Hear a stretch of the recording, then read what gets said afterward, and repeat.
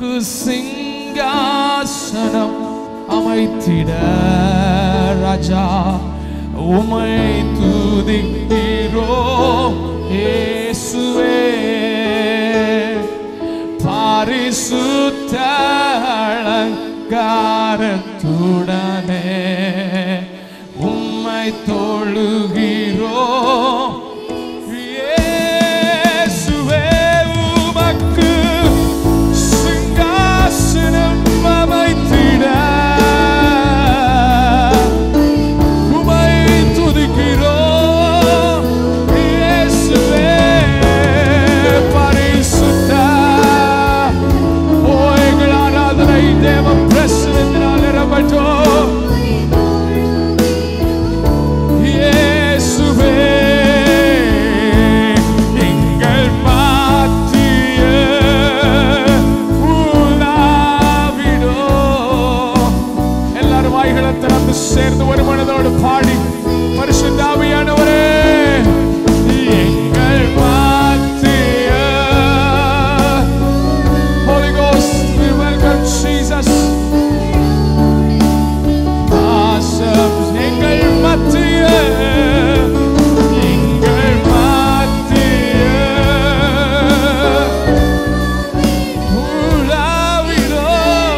உலாவிடும் வாசம் உமக்கு சிங்காசனம். கீழே இருக்கிற எல்லாரும் சத்தமா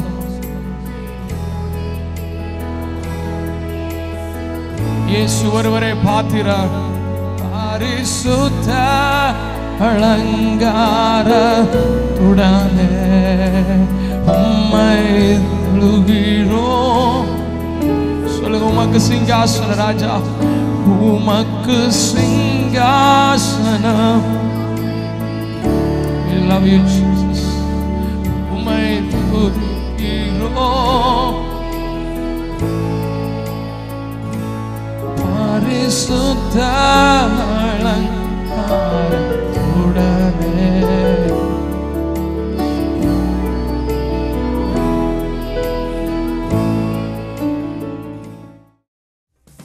அக்கினியின் சூழல் வெந்து வெந்து போகா கிருபை தாங்கினதே.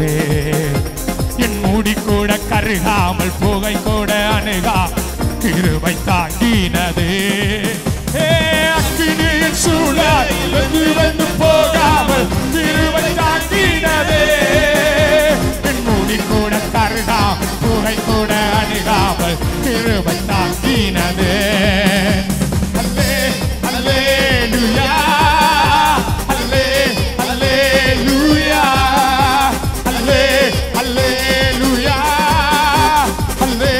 அல்லேலூயா. வல்ல கிருபை நல்ல கிருபை வலுவாமல் காத்த சுத்த கிருபை. அக்கினியில் வேகா காத்த கிருபை தண்ணீரிலே மூழ்காமல் வல்ல கிருபை அது நல்ல கிருபை வலுவாமல் காத்த சுத்த கிருபை. அக்கினியில் வேகாமல் காத்த கிருபை தண்ணீரில் மூழ்காமல் கிருபை. உம் கிருபை என்னை தாங்கிடுதே. உம் கிருபை என்னை நடத்திடுதே. உம் கிருபை என்னை தாங்கிடுதே. உம் கிருபை என்னை நடத்திடுதே. அல்லே அல்லேலூயா அல்லேலூயா அல்லேலூயா அல்லே. பலவித சோதனை நெருங்கிய நேரங்கள் கிருபை தாங்கினதே. நெருக்கத்தின் நேரத்தில் நசுங்கினால் போகாமல் கிருபை தாங்கினதே. பலவித சோதனை நெருங்கிய நேரங்கள் கிருபை தாங்கினதே. என் நெருக்கத்தின் நேரம் நசுங்கினால் போகாமல் கிருபை தாங்கினதே. அல்லே அல்லேலூயா அல்லே அல்லேலூயா அல்லே அல்லேலூயா அல்லே அல்லேலூயா. உம் கிருபை என்னை தாங்கிடுதே. நடத்திடுதே கிருபை என்னை தாங்கிடுதே கிருபை என்னை நடத்திடுதே கிருபை என்னை தாங்கிடுதே கிருபை என்னை நடத்திடுதே கிருபை என்னை தாங்கிடுதே கிருபை என்னை நடத்திடுதே. ரெண்டு கையை தட்டி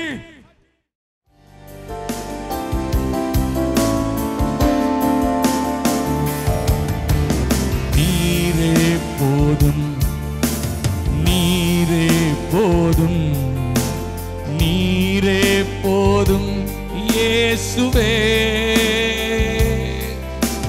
நீரே போதும் நீரே போதும் நீரே போதும் இயேசுவே கழுகை போல என்னை எழும்பச் செய்வி உயரங்களில் என்னை பார. எத்தனை பேர் விசுவாசிக்கிறீங்க இந்த மாதம் கழுகுகளுக்கு ஒத்த பலன் உங்களை உயர பறக்க செய்ய அனுபவம்.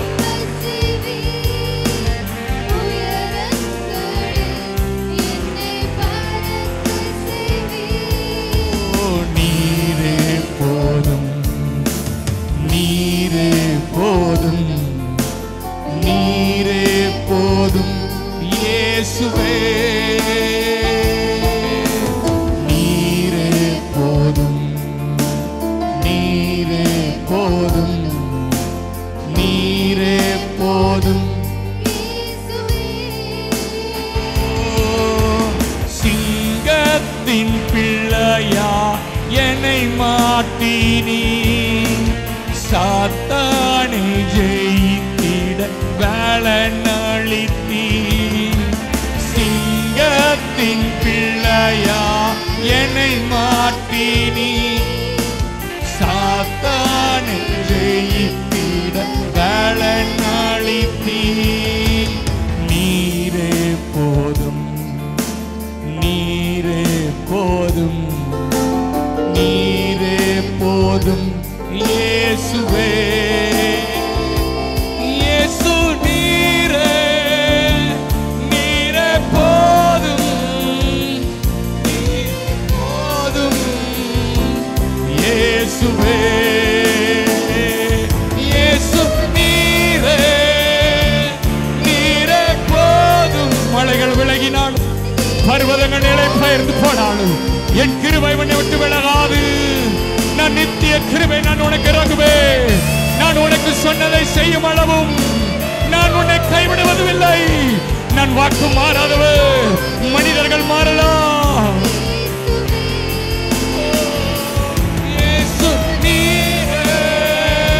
சொல்லுவோம் ஒவ்வொருவரும் என் வாழ்க்கையில நீர் போதும் ஆண்டவரே. என் வாழ்க்கையில காலங்கள் மாறலாம், ஆனா அவர் ஒரு நாள் மாறி போனதில்லை.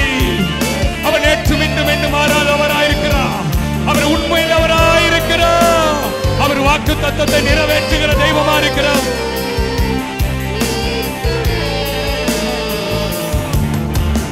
பனையை போல என்னை செழிக்க செய்வி கேதுரு போல் என்னை வளரச் செய்வி. பனையை போல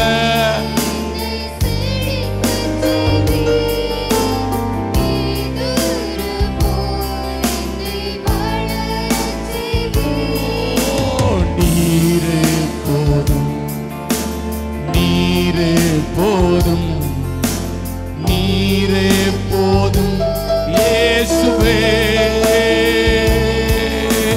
நீரே போதும்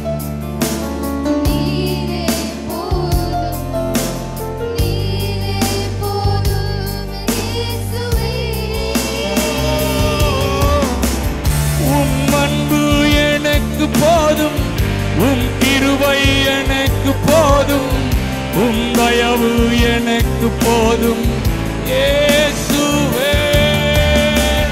உம் அன்பு எனக்கு போதும், உம் கிருபை எனக்கு போதும்.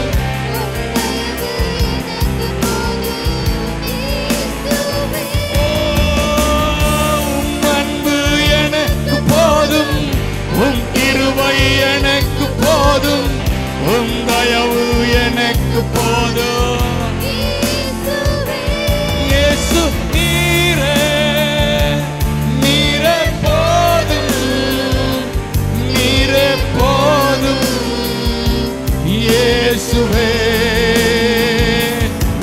ரெண்டு கைகளை அப்படி உயர்த்தி சொல்லுவோம்.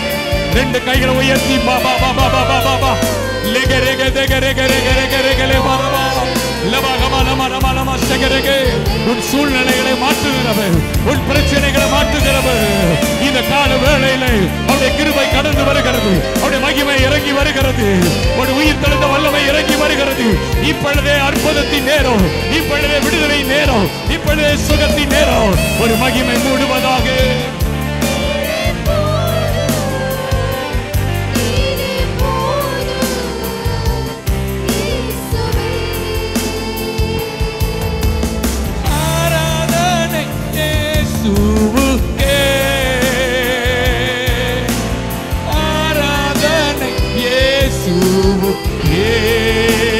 எங்கள் ஆராதனை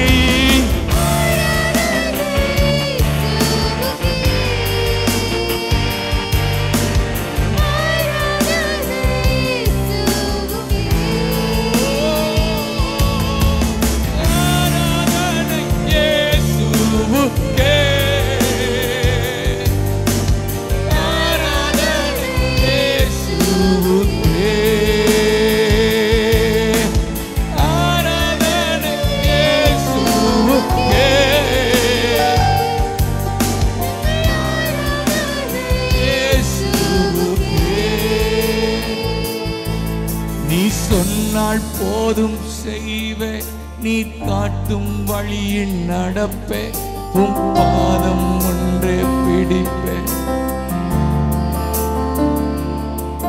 நீ சொன்னால் போதும் செய்வே, நீ காட்டும் வழியில் நடப்பே, உம் பாதம் ஒன்றே பிடிப்பே. என் அன்பு இயேசுவே, உங்க அன்பு என்னை தாளாட்டியது, உங்க இரக்கம் என்னை வளர்த்தது. உங்க அன்பு என்னை தாளாட்டியது, உங்க இரக்கம் என்னை வளர்த்தது.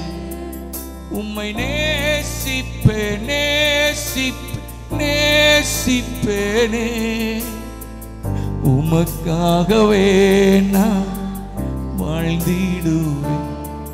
உம்மை நேசிப்பேனே நேசிப்பேனே, உமக்காகவே நான் வாழ்ந்திடுவேன். உங்க கிருபை என்னை ரட்சித்தது, உங்க தயவு என்னை, உங்க கிருபை என்னை ரட்சித்தது, உங்க தயவு என்னை உயர்த்தியது. உம்மை நேசிப்பேனே நேசிப்பேனே, உமக்காகவே நான் வாழ்ந்திடுவேன். உம்மை ஆராதிப்பேன் ஆராதிப்பேன் ஆராதிப்பேனே, உம்மையே நான் ஆராதிப்பேன். உம்மை உயர்த்தி உயர்த்தி உயர்த்திடுவேன். உம்மையே நான் உயர்த்திடுவேன். உம்மை ஆராதிப்பேன் ரெண்டு கைகளை வைத்து சொல்லுங்க. என் உயிர் மூச்சுள்ள வரைக்கும் நான் உம்மையே நான் ஆராதிப்பேன், நான் உம்மையே தொழுது கொள்ளுவேன், உம்முடைய கிருபையை சார்ந்து கொள்ளுவேன், உம்மையே நம்பியுள்ளேன். உம்மை உயர்த்துகிறோம். ரெண்டு கைகளை உயர்த்தி ஆண்டவரே உம்மையே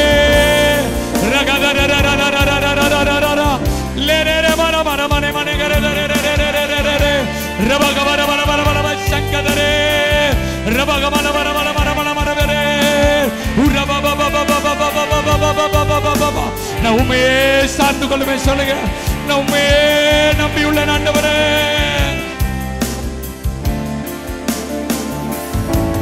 உம்மை நேசிப்பேன், நேசிப்பேன், நேசிப்பேனே.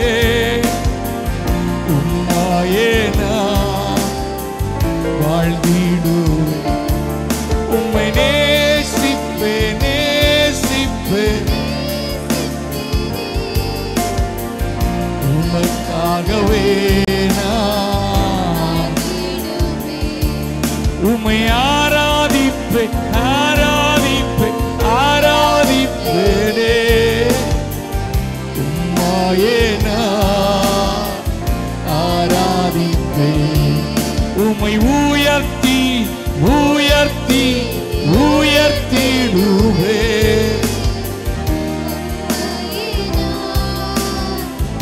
உயர்த்திடுவேன். உம்மையே நான் ஆராதிப்பேன். உம்மையே நான் துதித்திடுவேன். நல்ல ஒரு நிமிடம் நல்ல கையை தட்டி, இந்த தெய்வம் என்றென்றைக்கும் உள்ள சதா காலங்களிலும் அவர் என்னுடைய தெய்வம், அவர் என்னை மரண பரியந்தம் நடத்துவார். ஒரு நிமிடம் நல்ல கண்களை மூடி நல்ல கையை தட்டி அபிஷேகத்தோடு இந்த தெய்வம் என் கூடவே வரட்டு சொல்லுங்க. இயேசுவே நீர் என்னோடு வாரும்.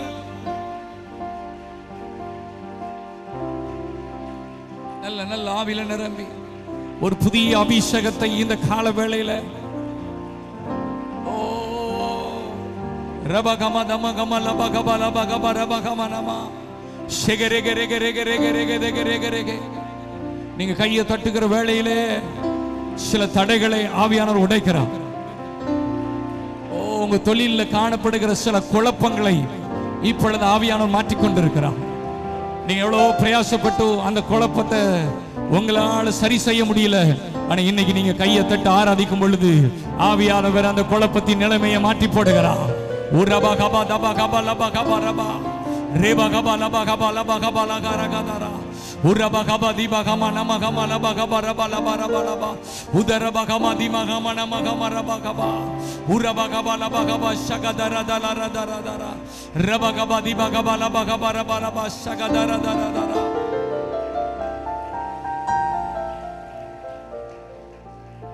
நான் உனக்கு முன்னே போய் கோணனானவளை செவ்வையாக்குவேன்.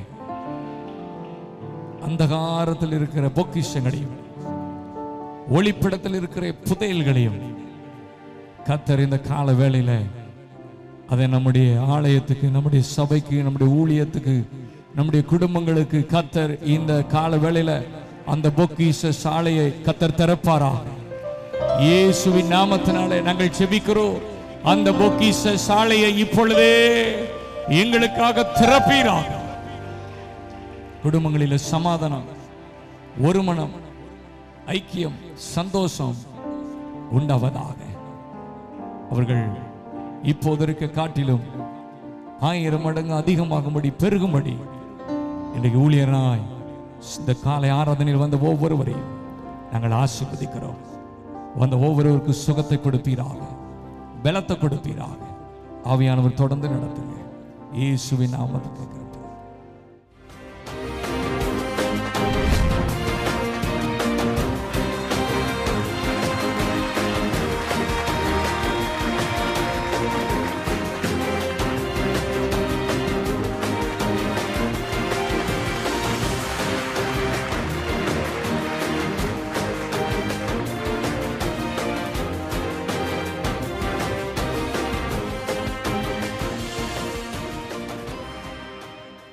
நீர் நல்லவர், சர்வ வல்லவர், உம்மை போல் வேறு தெய்வமில்லை.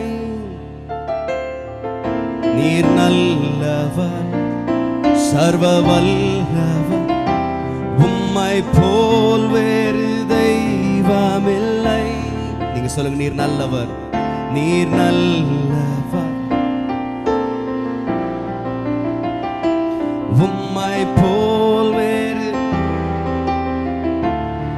நீர் நல்லவர் ஆண்டவரே, நீர் நல்லவர்,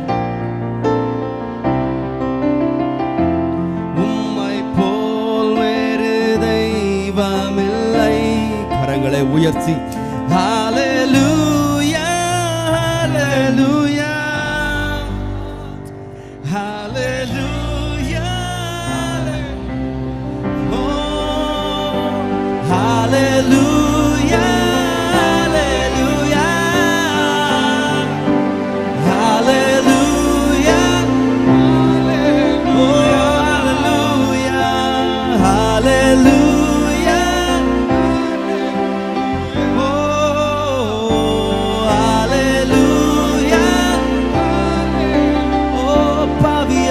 என்னையும் பாவியான என் எத்தனை பேரை ஆண்டவர் பிள்ளையாய் மாற்றிருக்கிறார். பிள்ளையாய் மாற்றி பாவியான என்னையும் பிள்ளையாய் மாற்றினீரே. சொல்லுங்க, நீர் நல்லவர் ஆண்டவரே, நீர் நல்லவர், சர்வ வல்லவர், உம்மை போல் நீர் நல்லவரே, நீர் நல்லவர், சர்வ வல்லவர், உம்மை போல் தெய்வமில்லை. ஆழத்திலிருந்து சொல்லும்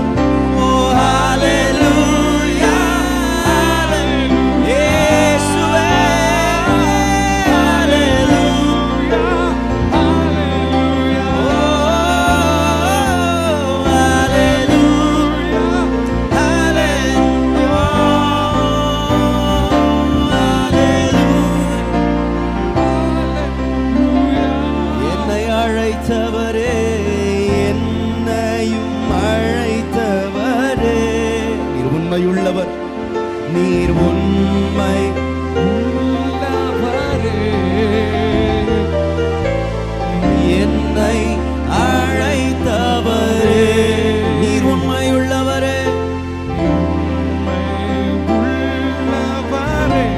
சொல்லும் நீர் நல்லவர், நீர் நல்லவர், சர்வ வல்லம், உம்மை போல் சொல்வோம். நீர் நல்லவர், நீர்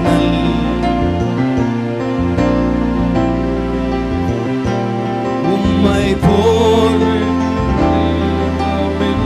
எல்லாருமாய் சேர்ந்து சொல்வோம். ஹalleluya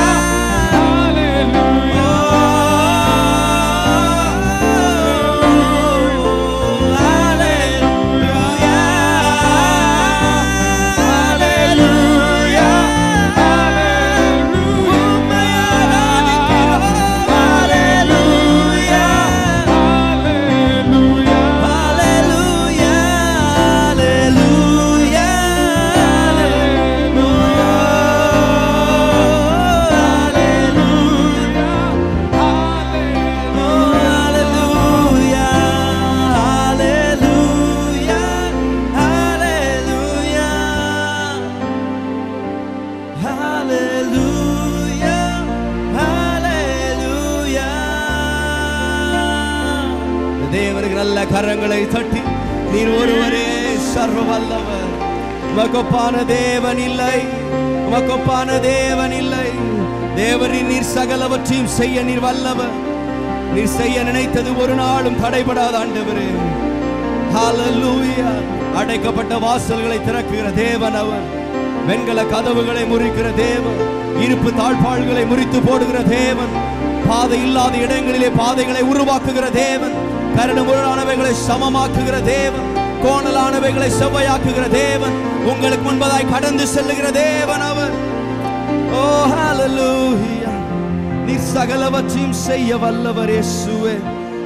ஓ ஹalleluya. ஓ தேவரே, நீர் சகலமும் செய்ய வல்லவர். எத்தனை பேர் விசுவாசிக்கிறீங்க? ஓ தேவனே, உமக்கொப்பான தேவன் யார்? சேர்ந்து பாடும். தேவரே, நீர் சகலமும் செய்ய, தேவரே நீர் சகலமும் செய்ய. ஓ தேவனே தேவனே உமக்கொப்பான தேவன் யார்? கரங்களை தட்டி பாடும் தேவரீர் தேவரீர் நீர் சகலமும் செய்ய வல்லவர். தேவனே உமக்கொப்பான தேவன் யார்? சொல்லுங்க விசுவாசோடு தேவரீர் தேவரீர் நீர் சகலமும் செய்ய வல்லவர். தேவனே உமக்கொப்பான தேவன் யார்? நீர் செய்ய நினைத்தது நிறைவேறும். நீர் செய்ய நினைத்தது நிறைவேறும். நீர் செய்வதை தடுப்பவன் யார்? நீர் செய்ய நினைத்தது நிறைவேறும். நீர் செய்வதை தடுப்பவன் யார்? தேவரீர் தேவரீர் நீர் சகலமும் செய்ய வல்லவர். தேவனே உமக்கொப்பான தேவன் யார்? தேவரீர் தேவரீர் நீர் சகலமும் செய்ய. தேவனே உமக்கொப்பான தேவன் யார்? தரிசனம் தந்தவர் நீரல்லவோ, தரிசனம் தந்தவர் நீரல்லவோ. ஓ தவறாமல் நிறைவேற்றி முடிப்பீரே. சவால்கள் என்றும் ஜெயித்திடுவேன். சர்வ வல்லவர் நீர்தான் ஓ தரிசனம் தந்தவர் நீர். அல்லவோ, தவறாமல் நிறைவேற்றி முடித்தீரே. சவால்கள் என்றும் ஓ ஜெயித்தீரே. சர்வ வல்லவர். சந்தோஷமாய் சொல்லும் தேவரீர் தேவரீர் நீர் சகலமும் செய்ய வல்லவர். உமக்கொப்பான தேவன் தேவனே உமக்கொப்பான தேவன் யார்? தேவரீர் தேவரீர் நீர் சகலமும் செய்ய வல்லவர். தேவனே உமக்கொப்பான நீர் செய்ய நினைத்தது நிறைவேறும். ஓ நீ செய்ய நினைத்தது நிறைவேறும். நீ செய்வதை தடுப்பவன் யார்? நீ செய்ய நினைத்தது நிறைவேறும். நீ செய்வதை தடுப்பவன் யார்? தேவரீர் நீர் சகலமும் நீர் சகலமும் செய்ய வல்லமை உள்ள தேவன். தேவரே உமக்கொப்பான தேவன் ஓ தடைகளை உடைக்கிறவர் நீர்தானே. சொல்லுவோம் தடைகளை உடைப்பவர் நீர்தானே. தடுப்பவர் எவரும் ஓ என் தேவன் துவங்கியது தடைபடாது. கடலையும் மாற்றையும் மாற்றையும் கடந்திடுவேன். கண்மலையை உம்மை துதித்திடுவேன். தடைகளை உடைப்பவரே தடைகளை உடைப்பவர் நீர்தானே. தடுப்பவர் எவரும் இங்கில்லையே. ஓ கடலையும் மாற்றையும் கடந்திடுவேன். கண்மலையே உம்மை சேர்ந்து துதித்திடுவேன். சொல்லும் தேவரீர் தேவரீர் நீர் சகலம் செய்ய வல்லவர். தேவரே உமக்கொப்பான தேவன் யார்? தேவரீர் நீர் சகலமும் செய்ய வல்லவர்.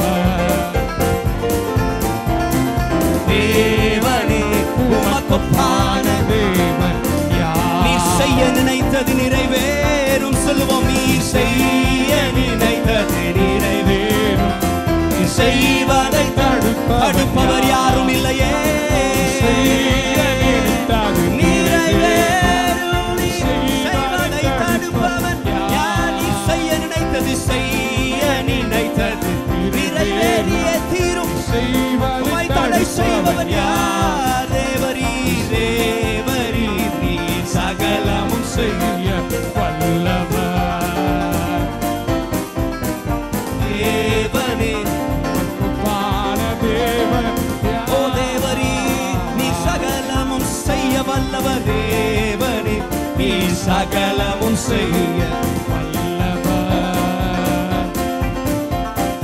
தேவனே உமக்கொப்பானது, ஓ உமக்கொப்பானவர் யார்? சொல்லுவோம், உமக்கொப்பானவர் யார்? உமக்கொப்பானவர் யார்? உமக்கொப்பானவர் யார்? தெய்வமே உமக்கொப்பானவர் யார்? வானத்திலும் பூமியிலும் உமக்கொப்பானவர். வானத்திலும் பூமியிலும் உமக்கொப்பானவர். சொல்லுவோம், உமக்கொப்பானவர், உமக்கொப்பானவர் யார்? ஓ உமக்கொப்பானவர், உமக்கொப்பானவர். ஓ வானத்திலும் வானத்திலும் பூமியிலும் உமக்கொப்பானவர் யார்? வானத்திலும் பூமியிலும் உமக்கொப்பானவர். நீர் செய்ய நினைத்தது நிறைவேறும், செய்ய நினைத்தது நிறைவேறும். நீ செய்வதை தடுப்பார், நீ செய்ய நினைத்தது நிறைவேறும். செய்வதை தடுப்பவன் யார்? தேவரி நீ சகலமும், தேவரி நீ சகலமும் செய்ய. தேவனே உமக்கொப்பான தேவன் யார்? கரங்களை தட்டி கர்த்தருக்கு நன்றி செலுத்தி ஹalleluya. கர்த்தர் நல்லவர், அவருடைய கிருபை என்றும் உள்ளது. ஆமென். நான் நேற்றைக்கு என்னுடைய செய்தியின் ஒரு துவக்கத்தை உங்களோடு நான் பேசினேன். ஆக்சுவலாக நேற்றையே முடிக்கணும்னு நினச்சேன், ஆனால் நேரம் நமக்கு இல்லாதபடினால் நான் அதை முடிக்க முடியவில்லை. ஆனால் இன்றைக்கு நான் நேற்று பேசிய அதே செய்தியினுடைய முடிவை நான் இன்றைக்கு பேச விரும்புகிறேன். நாம் வேதத்திலே நேற்றைய தினத்திலே நாம் வாசித்தோம், எப்படி சீஷர்களுடைய வாழ்க்கையிலே அவர்கள் இயேசுடைய உயிர்த்தெழுதலை பார்த்த பிறகும் அவர்கள் பூட்டப்பட்ட அறைகளுக்குள்ளிருந்து வெளியே வர முடியாமல் பூட்டப்பட்ட அறைகளிலே இருந்தார்கள் என்பதை பார்க்கிறோம். இரண்டாவது முறை இயேசுவை பார்த்த பிறகும் அவர்கள் மீண்டும் அதே நிலைமையிலே அவர்கள் இருந்து கடைசியில் பார்த்தா அவர்கள் மீன் பிடிப்பதற்கு அவர்கள் மீண்டும் கடந்து சென்றதை நாம் பார்க்கிறோம்.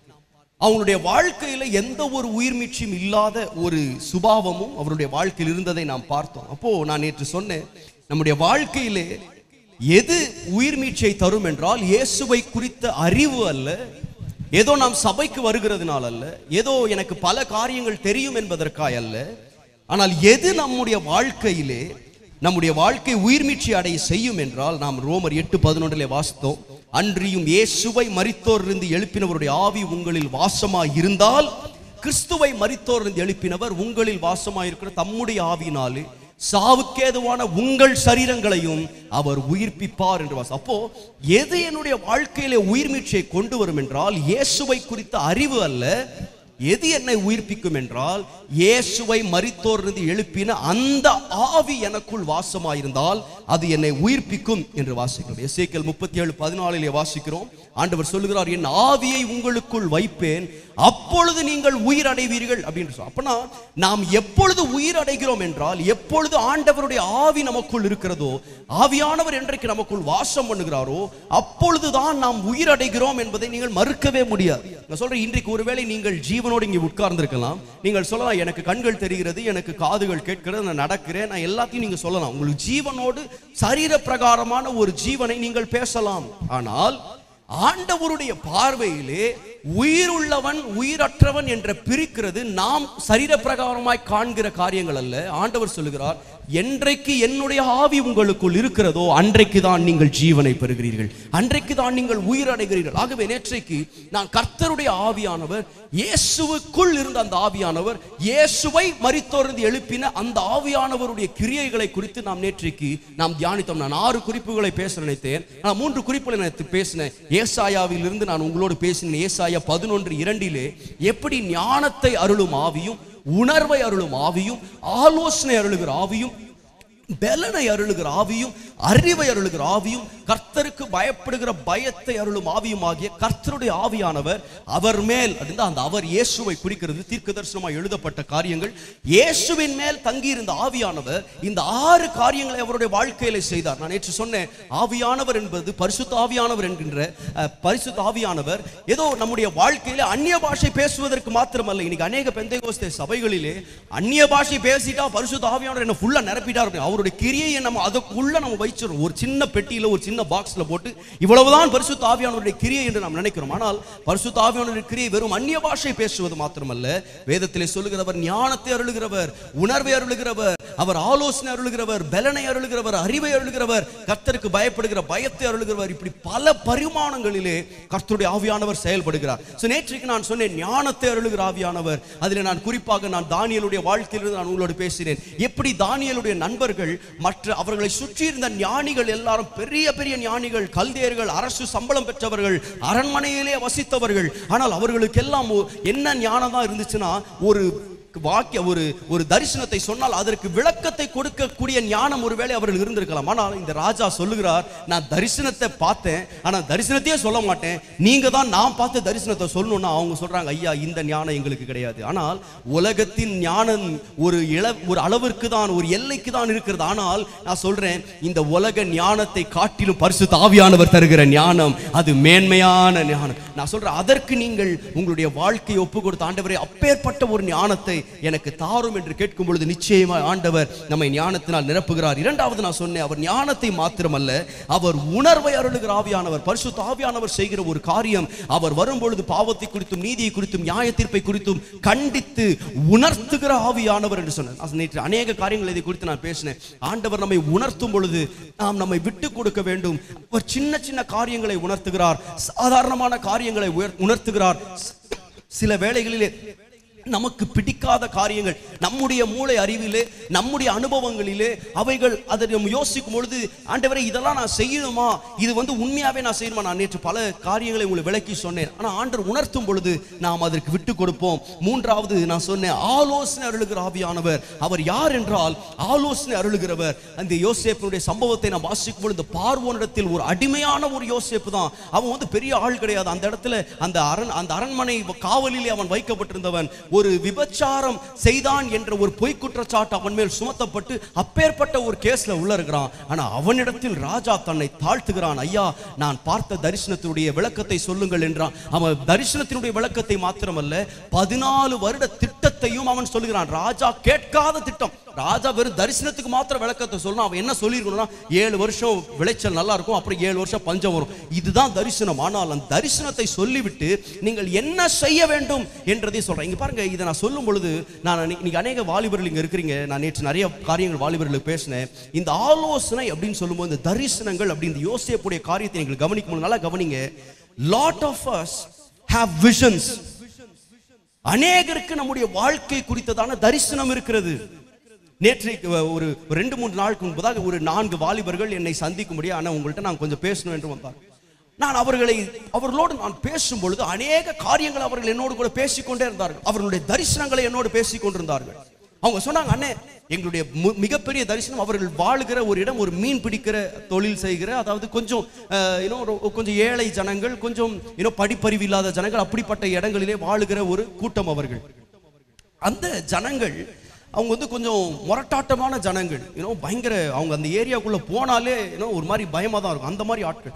ஆனா இவர்கள் அங்க நிறைய ஏழைகள் வயதானவர்களா இருக்கிறாங்க. இவங்களுடைய தரிசனம் அந்த பீச்ல கிடக்கிற அந்த இருக்கிற அந்த ஜனங்களுக்கு போய் இவங்க என்ன பண்றாங்கன்னா, சாப்பாடு கொடுக்கணும் அப்படின்னு இவங்களுக்கு ஒரு தரிசனம். They had a vision, they had a dream. என்ன தரிசனம்னா, போயிட்டு உதவி செய்யணும். இவங்க சொல்றாங்க, அண்ணே நாங்க நேத்து தான் போயிட்டு பீச்ல இருக்கிற எல்லாருக்கும் போய் நாங்க சாப்பாடெல்லாம் கொடுத்தோம், நாங்க பிரெட் வாங்கி கொடுத்தோம், இது பண்ணோம் இது பண்ணோம் சொன்னாங்க. எல்லாம் சொல்லி முடிச்ச பிறகு நான் கேட்டேன், நேத்து நீ செஞ்சப்பா இன்னைக்கு யார் செய்வா? இதுல பிரச்சனை என்னவென்றால், அநேக வாலிபர்கள் நல்லா கவனிங்க. இது நான் ஆக்சுவலி பேசுறதுக்கே வரல, ஆனா நல்லா கவனிங்க. இன்றைக்கு நம்ம அநேகருக்கு விஷன் இருக்கிறது, தரிசனம் இருக்கிறது. ஆனால் what we don't have is the process. அதை எப்படி செயல்படுத்துவது என்கின்ற process நம்ம கையில இல்ல, திட்டம் இல்ல. தரிசனம் இருக்கிறது, தரிசனத்தை நிறைவேற்ற திட்டம் இல்லை. ஆனா நீங்க யோசிக்கக்கூடிய சம்பவத்தை பாருங்க. அவன் சும்மா சொல்லிட்டு போல 7 வருஷம் விளைச்சல் இருக்கும், 7 வருஷம் பஞ்சம் இருக்கும் சொல்லிட்டு போயிடல. அவன் சொல்லிட்டு போயிருந்தானா ஒரு பிரயோஜனம் இல்லை அந்த தரிசனத்தை பார்த்ததுக்கு. ஆனா இவன் தரிசனத்தை மாத்திரம் சொல்லவில்லை, அந்த தரிசனத்தை எப்படி செயல்படுத்த வேண்டும் என்ற 14 வருட திட்டத்தை கொடுத்தான். இன்றைக்கு ஒருவேளை நீங்கள் உங்களுடைய திட்டங்கள் உங்களுக்கு இருக்கலாம், நீங்கள் பயங்கர, ஆனா நீங்க ஆண்டவர்கிட்ட விசேஷமாய் கேட்க வேண்டியது, ஆண்டவரே எனக்கு திட்டங்கள் இருக்கிறது, என் வாழ்க்கை குறித்த தரிசனங்கள் இருக்கிறது, ஆனா இது வச்சு நான் ஒன்றும் செய்ய முடியாது, இந்த தரிசனத்தை நிறைவேற்ற உம்முடைய ஆலோசனை எனக்கு திட்டத்தை நீங்க தாங்க ஆண்டவரே. அந்த திட்டம் இல்லாவிட்டால் உங்களுக்கு எவ்வளவு பெரிய தரிசனம் இருக்கலாம், தரிசனம் நிறைவேறாது. ஆனா இதே போன்ற ஒரு தரிசனத்தை ஆண்டவர் எனக்கு கொடுத்தார். இவங்க பேசிட்டு இருந்த இதே தரிசனம், நான் அடுத்த வருடம் இந்த தரிசனத்தை நாங்கள் நிறைவேற்ற போகிறோம். ஆனா ஆண்டவர் வந்து எனக்கு தரிசனத்தை மாத்திரம் தரல, ஆண்டவர் எனக்கு திட்டத்தையும் கொடுத்தார். இங்க பாருங்க, நான் இதே போன்ற ஒரு சம்பவம், இதே இவங்க பேசும்போது எனக்கு ரொம்ப ஆச்சரியமா இருந்தது. எனக்கு ஒரு தரிசனம் கொடுத்தார். இந்த தரிசனத்தினுடைய பெயர் ஏழை பங்காளன். இதுதான் எங்களுடைய தரிசனத்தோட பேர். நீங்க கூட நீங்க ட்ரை பண்ணலாம் உங்க ஏரியாவில். ஏழை பங்காளன், இதுதான் என்னுடைய தரிசனத்தின் திட்டம். இதை நாங்கள் எப்படி பண்ண போறோம், இதனுடைய செயல் திட்டம் என்னவென்றால் இதே போன்ற ஏழைகளை பராமரிக்கிற ஒரு திட்டம் தான். ஆனா இதனுடைய முழு தரிசனத்தையும் அதனுடைய திட்டத்தையும் ஆண்டவர் எனக்கு கொடுத்தார். எப்படி செய்ய போறோம் அப்படின்னு சொன்னா, எங்கள் சபையிலே 5 குடும்பங்களை நாங்கள் தேர்ந்தெடுக்கிறோம். அதாவது வறுமை கோட்டின் கீழே வாழுகிற, மாத சம்பளம் 5000க்கு கீழே இருக்கிற ஏழை குடும்பங்களை நாங்கள் தேர்ந்தெடுக்கிறோம். கணவன் மனைவி 2 பேரை தேர்ந்தெடுக்கிறோம். தேர்ந்தெடுத்து எங்கள் சபையிலே ஒரு பெரிய கேட்டரிங் கம்பெனி இருக்கு. அவங்க வந்து ஒரு மாதத்திற்கு 40-50 திருமணங்களுக்கு அவர்கள் பரிமாறுகிறார். அவ்வளவு பெரிய கேட்டரிங். அவங்கள்ட்ட இந்த 10 பேரை அனுப்பி அவர்களுக்கு சமையலை முதலாவது கற்றுத்தருவோம், எப்படி சமைக்க வேண்டும் என்று கற்றுத்தந்த பிறகு ஒரு 6 லட்சம் ரூபாய் செலவிலே ஒரு பில்டிங், ஒரு சின்ன ஷெட் மாதிரி ஒன்றை போட்டு ஒரு லேண்டை லீஸ்க்கு எடுத்து அவர்களுக்கு தேவையான எல்லா பொருட்களையும் நாங்கள் வாங்கி கொடுக்கிறோம். வாங்கி கொடுத்து விட்டு நாங்கள் என்ன பண்ண போறோம்னு சொன்னா, அவர்களுக்கு நாங்கள் அந்த ஏரியாவில் அந்த கிராமத்தில் இருக்கிற எல்லாருக்கும் சாப்பாடு பரிமாற, ஆனால் எப்படி என்றால் இலவசமாய் அல்ல, வெறும் எவ்வளவு செலவாகிறதோ அந்த செலவு தான். இப்போ நீங்க ஹோட்டல் எடுத்தீங்கன்னா 60% லாபம் அந்த ஓனருக்கு. அந்த 60% கட் பண்ணும். ஃபார் எக்ஸாம்பிள் 10 ரூபா நீங்க தோசை வாங்கினா 4 ரூபா தான் அது விலை. அப்போ அந்த 4 ரூபா தான் அவங்களுடைய விலையாய் நாங்கள் நிர்ணயித்து, இந்த 5 குடும்பங்களுக்கு ஒரு ஆளுக்கு 10,000 ரூபாய் சம்பளம் என்றால் 20,000 ரூபாய் ஒரு குடும்பத்திற்கு. அப்போ 5,000 ரூபாய் சம்பாதிச்சிருந்தாங்க, இப்போ 20,000 ரூபாய் சம்பாதி. அப்போ அந்த 5 குடும்பங்கள் எங்கள் சபையிலே முன்னேறுகிற இந்த திட்டம். அதுக்கப்புறம் பார்த்தீங்கன்னா இந்த ஏரியாவில் இருக்கிற எல்லாரும் பார்த்தீங்கன்னா அந்த விலை இவ்வளவு மலிவா அவர் உள்ளே வருகிறார். இந்த 10 பேருக்கு நாங்கள் என்ன சொல்லுகிறோம் என்றால், நீங்கள் செய்ய வேண்டியது பிசினஸ் அல்ல, இங்கே உள்ளே வரும் பொழுது அவர்களுக்கு நீங்கள் செய்ய வேண்டியது ஊழியம். அந்த குடும்பங்கள் உள்ளே வருகிறார்கள், அவர்களோடு இன்டராக்ட் பண்ணுங்க, நீங்க அவங்களோடு கூட நீங்க பழகுங்க, அவங்களை எப்படியாச்சும் ஆண்டவரிடத்தில் கொண்டு வருவதற்கு அந்த ஏரியாவில் இருக்கிற பிரேயர் செல்லுக்கு எப்படியாச்சும் அவர் பிரச்சனை உள்ள நேரத்தில் ஜெபத்தை கொண்டு வாங்க, அதுக்கப்புறம் சபைக்கு கொண்டு வாங்க. இப்படி ஒரு பெரிய திட்டம் ஒண்ணுதான், ஏழைகளுக்கு பங்காளனா இருக்கிற திட்டம். ஆனா அந்த திட்டம் எப்படி செய்ய வேண்டும் என்ற முழு திட்டத்தையும் நீங்கள் வைத்து, அதுக்கப்புறம் நான் இங்க இருக்கணும்னு அவசியமே இல்லை, இதை ஆரம்பிச்சு விட்டுட்டோம்னு வைங்களேன், அது பாட்டு போயிட்டே இருக்கும். நான் சொல்றேன், இப்படிப்பட்ட ஆலோசனைகளை தருகிறவர் யார் என்றால் ஆவியானவர் தருகிறார். எத்தனை பேர் விசுவாசிக்கிறீங்க? இன்னைக்கு நான் சொல்ற தரிசனங்கள் மாத்திரமல்ல, அதை நிறைவேற்றுகிற திட்டங்களையும் தர. நான் நேற்று அதிகமாய் நான் வாலிபரோடு பேசினேன். உங்களை தாழ்த்துங்கள், திட்ட ஆலோசனைகள் வரும் பொழுது அந்த ஆலோசனைகளுக்கு நீங்கள் உங்களை விட்டு கொடுக்கும் பொழுது நிச்சயமாய் அதன் மூலமாய் ஆசீர்வாதத்தை நீங்கள் பெற்றுக்கொள்ள முடியும் என்று பேசினேன். இன்றைக்கு இந்த 4வது 5வது 6வது குறிப்பை நான் பேசுகிறேன். 4வது வேதம் சொல்லுகிறது, அதே ஏசாயாவில் நாம் வாசிக்கிறோம், அவர் பெலனை அருளுகிற ஆவியானவர். பெலனை அருளுகிற ஆவியானவர். அப்போஸ்தலர் 1ஆம் அதிகாரம் 8ஆம் வசனத்தில் வாசிக்கிறோம், பரிசுத்த ஆவி உங்களிடத்தில் வரும் பொழுது நீங்கள் பலனடைந்து என்று வாசி. இப்போ பரிசுத்த ஆவியானவர் செய்த ஒரு கிரியை, ஆச்சரியமான கிரியை இந்த சீஷருடைய வாழ்க்கையில பார்க்கலாம். இயேசுவோடு ஊழியம் செய்த பொழுது வராத தைரியம். நல்லா கவனிங்க, 3.5 ஆண்டு இயேசு கூட இருக்கிறாருங்க, அப்பொழுது வராத ஒரு தைரியம். இயேசுவனுடைய மரணத்தை பார்த்த பொழுது, எனக்காய் இவர் பாவமானார் என்ற காட்சியை கண்களால் பார்த்த பொழுது வராத தைரியம், இயேசுடைய உயிர்த்தெழுதலை பார்த்த பிறகு கூட வராத தைரியம் எப்ப வந்துச்சுன்னா, என்றைக்கு அப்போஸ்தலர் 2ஆம் அதிகாரத்திலே பரிசுத்த ஆவியானவர் ஊற்றப்பட்டாரோ அன்றைக்கு அந்த பலன் அவர்களுக்கு. அதுக்கப்புறம் யாருமே அவங்கள தடை செய்ய முடியல. பாருங்க, இந்த பேதுருவெல்லாம் அவருடைய வாழ்க்கையெல்லாம் பாருங்க, ஒரு ஸ்திரீயின் முன்பதாக கூட எனக்கு இயேசுவை தெரியும்னு கூட சொல்ல தெரியலங்க, அவ்வளோ பயம் அவருக்கு. எனக்கு இயேசுவை நல்லா தெரியுங்க, இதை சொல்றதுக்கு பயங்க. ஆனா அதே பேதுரு பாருங்க, அன்றைக்கு ஊழியத்தில் அவர் இருக்கிறார். ஊழியத்தை செய்து பரிசுத்தவான் நிரப்பப்பட்டவராய் அவருக்கு முன்பதாய் 3000 பேருக்கு மேல நிக்கிறாங்க. தைரியமாய் பிரசங்கம். அதுக்கப்புறம் அந்த யூதர்களை பார்த்து பயப்படவே இல்லை.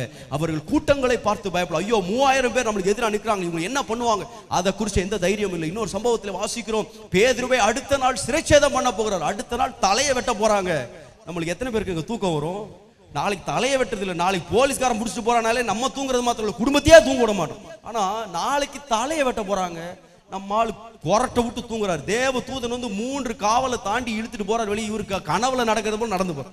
பாருங்க அவங்க எவ்வளவு தைரியமாய் மரணத்தை சந்திக்க ஆயத்தமா இருந்தாலும் எதை குறிச்சும் பயப்படாமல் ஒரு தைரியம் எப்பொழுது வருகிறது என்றால், பரிசுத்த ஆவியானவர் என்றைக்கு நம்முடைய வாழ்க்கையில வருகிறாரோ அவர் நம்மை பலப்படுத்துகிற ஆவியானவராய் அவர் இருக்கிறார். ஒரு மிஷனரி ஒருவர் இருந்தாராம். இந்த மிஷனரி காட்டு பகுதியிலே ஊழியம் செய்து கொண்டார். பயங்கரமான ஊழியம், நல்ல ஊழியம். அவரும் அவர் மனைவி மாத்திரம் ஊழியம் செஞ்சுட்டு இருந்தாங்க அந்த ஆதிவாசி ஜனங்கள் மத்தியில ஊழியம். ஆனா இந்த மனைவிக்கு கொஞ்ச நாள்ல பயங்கர கோபம் கணவர் மேல. என்னடா இவர் எப்ப பார்த்தாலும் ஊழியம் சுத்திட்டு இருக்கிறார், வீட்டுக்கே சரியா வரமாட்டாரு. அதனால இவங்க யோசிச்சாங்க, இவர் எப்படியாச்சும் பயமுறுத்தி இந்த ஊழியத்தையே நிறுத்தணும் அப்படின்னு சொல்லிட்டு என்ன பண்ணாங்க, ஒரு நாள் இவர் வெளி ஊழியத்துக்கு போயிட்டாரு பாருங்க. ஊழியத்துக்கு போனே இவங்க ஃபுல்லா ஒரு வெள்ளை கலர்ல பயங்கரமா ட்ரெஸ் போட்டு பயங்கர மேக்கப்லாம் அடிச்சு பயங்கர பேய் மாதிரி வேஷத்தை போட்டுட்டு இவங்க போய் என்ன பண்றாங்க, ஒரு மரத்துக்கு பின்னாடி ஒளிஞ்சு நிக்கிறாங்க. இந்த மரத்துக்கு பின்னாடி ஒளிஞ்சிட்டீங்கன்னா இவரு நம்ம ஊழியக்காரர் பயங்கரமா பாட்டு பாடிட்டு நைட்டு ஒரு 12:30-1 மணிக்கு நடந்து வரார். இவர் பக்கத்துல வந்த உடனே இந்த அம்மா மரத்துல கிட்ட ஒளிஞ்சிட்டு இருக்காங்க பாருங்க. பக்கத்துல வந்து மரத்துல இருந்து பால் வெளியே குதிச்சு அப்படின்னு பயங்கர. அவர் மதிக்கவே இல்லை. ஃபர்ஸ்ட் அவருக்கு யாருன்னே தெரியல, அந்த அளவுக்கு மேக்கப். சில மனைவிகள்லாம் மேக்கப் போட்டா கணவனுக்கே தெரிய மாட்டேங்குது யாருன்னு, அந்த அளவு. இவரு பார்த்துட்டு யார் இது அப்படின்னு உடனே பார்த்துட்டு சொன்னார், ஏமா உன்னை கண்டு எனக்கு பயம் இல்லை, ஏன்னா நீ 2த்துல ஏதாவது ஒன்னாதான் இருக்கும். ஒன்னு நீ தேவ தூதனா இருக்கணும், இல்ல பேயாயிரும். இந்த 2த்துல ஏதாவது ஒன்னதான். இது 2த்துல எதுவா இருந்தாலும் எனக்கு பயம் கிடையாது. நீ தேவ தூதனா இருந்தாலும் எனக்கு பயம் கிடையாது. ஏனென்றால் உங்க முதலாளி தான் என்னுடைய முதலாளி. நீங்கள் யாருக்கு வேலை செய்றீங்களோ அதே ஆளுக்கு தான் நானும் வேலை செய்யறேன். அதனால நீங்க என்ன பயமுறுத்தி உங்களை பார்த்து எனக்கு பயம் கிடையாது, ஏன்னா நீங்க எந்த தீமையும் எனக்கு செய்ய மாட்டீங்கன்னு நினைத்தேன். அடுத்து சொன்னார், நீ பேயா இருந்தாலும் எனக்கு பயம் இல்லை, ஏனென்றால் உன்னுடைய தங்கச்சியை தான் நான் கல்யாணம் பண்ணி வச்சிருக்கிறேன் அப்படின்னா. நம்மளுக்கு பேயெல்லாம் வர தேவையில்லை, வீட்டில் கருப்பாம்பூச்சி வந்தாலே போதும். இன்றைக்கு அநேகருக்கு நான் சொல்றேன், நமக்கு நேற்று நான் சொன்ன பாருங்க ஆராதனையில், தேவன் யார் என்றால் நமக்கு பயத்தின் ஆவியை அல்ல, அவர் பலத்தின் ஆவியை தருகிற தேவன். நான் சொல்றேன், நீங்க எவ்வளவு நாள் பயந்துகிட்டே இருக்க போறீங்களோ அவ்வளவு நாள் உங்களை துரத்திக்கிட்டே தான் இருப்பான். வேதம் சொல்லுகிறது, நீங்கள் சத்துருவுக்கு எதிர்த்து நில்லுங்கள், அப்பொழுது அவன் உங்களை விட்டு ஓடி போவான். பாருங்க, நேற்று நான் தாவீதை குறித்து பேசினேன். மற்ற எல்லாரும் ஓடுறாங்க. யார் ஓடுறா? யோவா ஓடுறாரு, அப்னேர் ஓடுறாரு, ஆசகேல் ஓடுறாரு, பெனாயா ஓடுறாரு. இவங்கெல்லாம் பயங்கரமான பைல்வான்கள். கோலியாத்தை பார்த்து ஓடுறாங்க, அவனுடைய சத்தத்தை கேட்டு ஓடுறாங்க. அவன் பாருங்க பட்டயத்தை காட்டுல அவன் எப்படி சண்டை போடுவான்னு கூட தெரியாதுங்க யாருக்கும். இதான் முதல் முறையை அவனை சந்திக்கிறார்கள். அவன் வார்த்தையை வச்சே ஓட்டிட்டான் எல்லாரும். எத்தனை நாள் ஓட்டினா? 40 நாள் ஓட்டினான். காலையில ஒரு வாட்டி, சாயங்காலம் ஒரு வாட்டினா 80 வாட்டி ஓட்டினாங்க. 80 முறை ஓட்டின ஒருத்தன் இப்பொழுது பார்த்தா தாவீது நிக்கிறான். தாவீது நிற்கும் பொழுது கோலியாத் அதே வார்த்தைகளை தான் பேசினாங்க. பாரு, நல்லா கவனிங்க. அநேக வேளைகளில் சத்ரு தன்னுடைய ஆயுதங்களை காட்டுவதில்லை. ஏனென்றால் அவனுக்கு தெரியும், நமக்கு எதிராக உருவாக்கப்படும் எல்லா ஆயுதங்களும் வாய்க்காதே போகும். இது சத்ருக்கு தெரியும். ஆனா அவன் ஆயுதங்களை பயன்படுத்துவதில்லை, அதற்கு மாறாக அவன் வார்த்தைகளை பயன்படுத்துகிறான். நம்ம நிறைய வாட்டி உடஞ்சு போய் உட்கார்ந்தது காரணம் ஆயுதங்கள் கிடையாது. நிறைய வாட்டி உடஞ்சு போய் உட்கார்ந்தது காரணம் யாரோ ஒருத்தர் பேசின வார்த்தை. ஒரு வார்த்தையை கேட்ட உடனே ஐயோ முடிஞ்சு போச்சு நம்ம வாழ்க்கையே என்ற நிலைமைக்கு அவங்களுடைய வார்த்தைகள் நம்மை சோர்வுற செய்கிறது.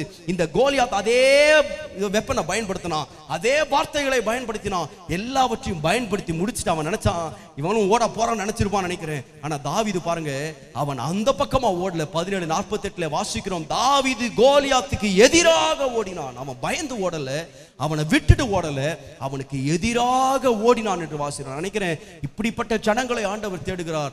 பயத்தினால் பிடிக்கப்பட்டவர்களாய் அல்ல. நான் சொல்றேன், தேவனுடைய பலன் நம்முடைய வாழ்க்கையில் இருக்கும் பொழுது அது எவ்வளவு பெரிய கோலியாத்தா இருந்தாலும் நாம் எதிராக ஓட முடியும். அது எவ்வளவு பெரிய சூழ்நிலையா இருந்தாலும் நாம் எதிர்த்து நிற்க கர்த்தர் நமக்கு பலனை தருகிறார் என்று நான் விசுவாசிக்கிறேன். கர்த்தர் தாமே நம்மோடு அப்படிப்பட்ட ஒரு பலனை அருளுகிற ஆவியானவர் நம்முடைய வாழ்க்கையில் இறங்குவாராக. அவர் பலனை அருளுகிறவர் மாத்திரமல்ல, 5வது வாசிக்கிறோம், அவர் அறிவை அருளும் ஆவியானவர். அறிவை அருளும் ஆவியானவர். ஓசியா 4:6 வாசிக்கிறோம், என் ஜனங்கள் அறிவில்லாமையினாலே சங்காரமாகிறார்கள். அறிவில்லாமையினாலே சங்காரமாகிறார்கள். இன்றைக்கு நம்முடைய வாழ்க்கையிலே, நம்முடைய சபைகளிலே இன்றைக்கு அநேகருக்கு நமக்கு தேவையான ஒன்று என்னவென்றால் ஆவியானவர் தருகிற ஒரு அறிவு நமக்கு தேவை. இன்றைக்கு உலக படிப்புகள் மூலமாய், உலகத்தில் இருக்கிற அனுபவங்கள் மூலமாய் நாம் பல அறிவுகளை சம்பாதிக்கலாம். பல விதத்திலே நாம் அறிவாய் நாம் வாழுகிறது போல நமக்கு தெரியலாம். நான் அடிக்கடி சொல்லுவேன், நான் வாலிபர்கள் மத்தியில் அதிகமாய் ஊழியம் செய்கிறேன். நான் அநேக வாலிபர்களுக்கு கவுன்சிலிங் செஷன்ஸ் நான் உட்கார்ந்திருக்கிறேன். அவர்களுக்கு ஆலோசனை சொல்லுவதற்கு அநேக முறை நான் அநேகருக்கு ஆலோசனை சொல்லி இருக்கிறேன். அப்ப நம்ம கிட்ட வரும்பொழுதே நமக்கு எதுக்கு வராங்கன்னா ஏதோ பிரச்சனையோட தான் வராங்க நம்மளுக்கு தெரியும். இப்படி இந்த ஆலோசனை சொல்லும்போது அவருடைய கதையை நான் கேட்பேன். அவர்கள் அநேக வாலிபர்கள் கதைகளை சொல்லுவார்கள். சில கதைகளை எல்லாம் நான் கேட்டு முடித்த பிறகு நான் எனக்குள்ளே நான் யோசித்திருக்கிறேன், அவர்கள் நன்றாய் படித்திருப்பார்கள், கிளாஸ்ல டாப்பரா இருப்பாங்க, ஃபர்ஸ்ட் ரேங்க் வாங்குற பிள்ளையா இருக்கும், நல்ல படிக்கிற பையனா இருப்பான். ஆனா அவன் வாழ்க்கையில செஞ்ச வேலைகளை பார்த்தீங்கன்னா முட்டாள்தனமான வேலை.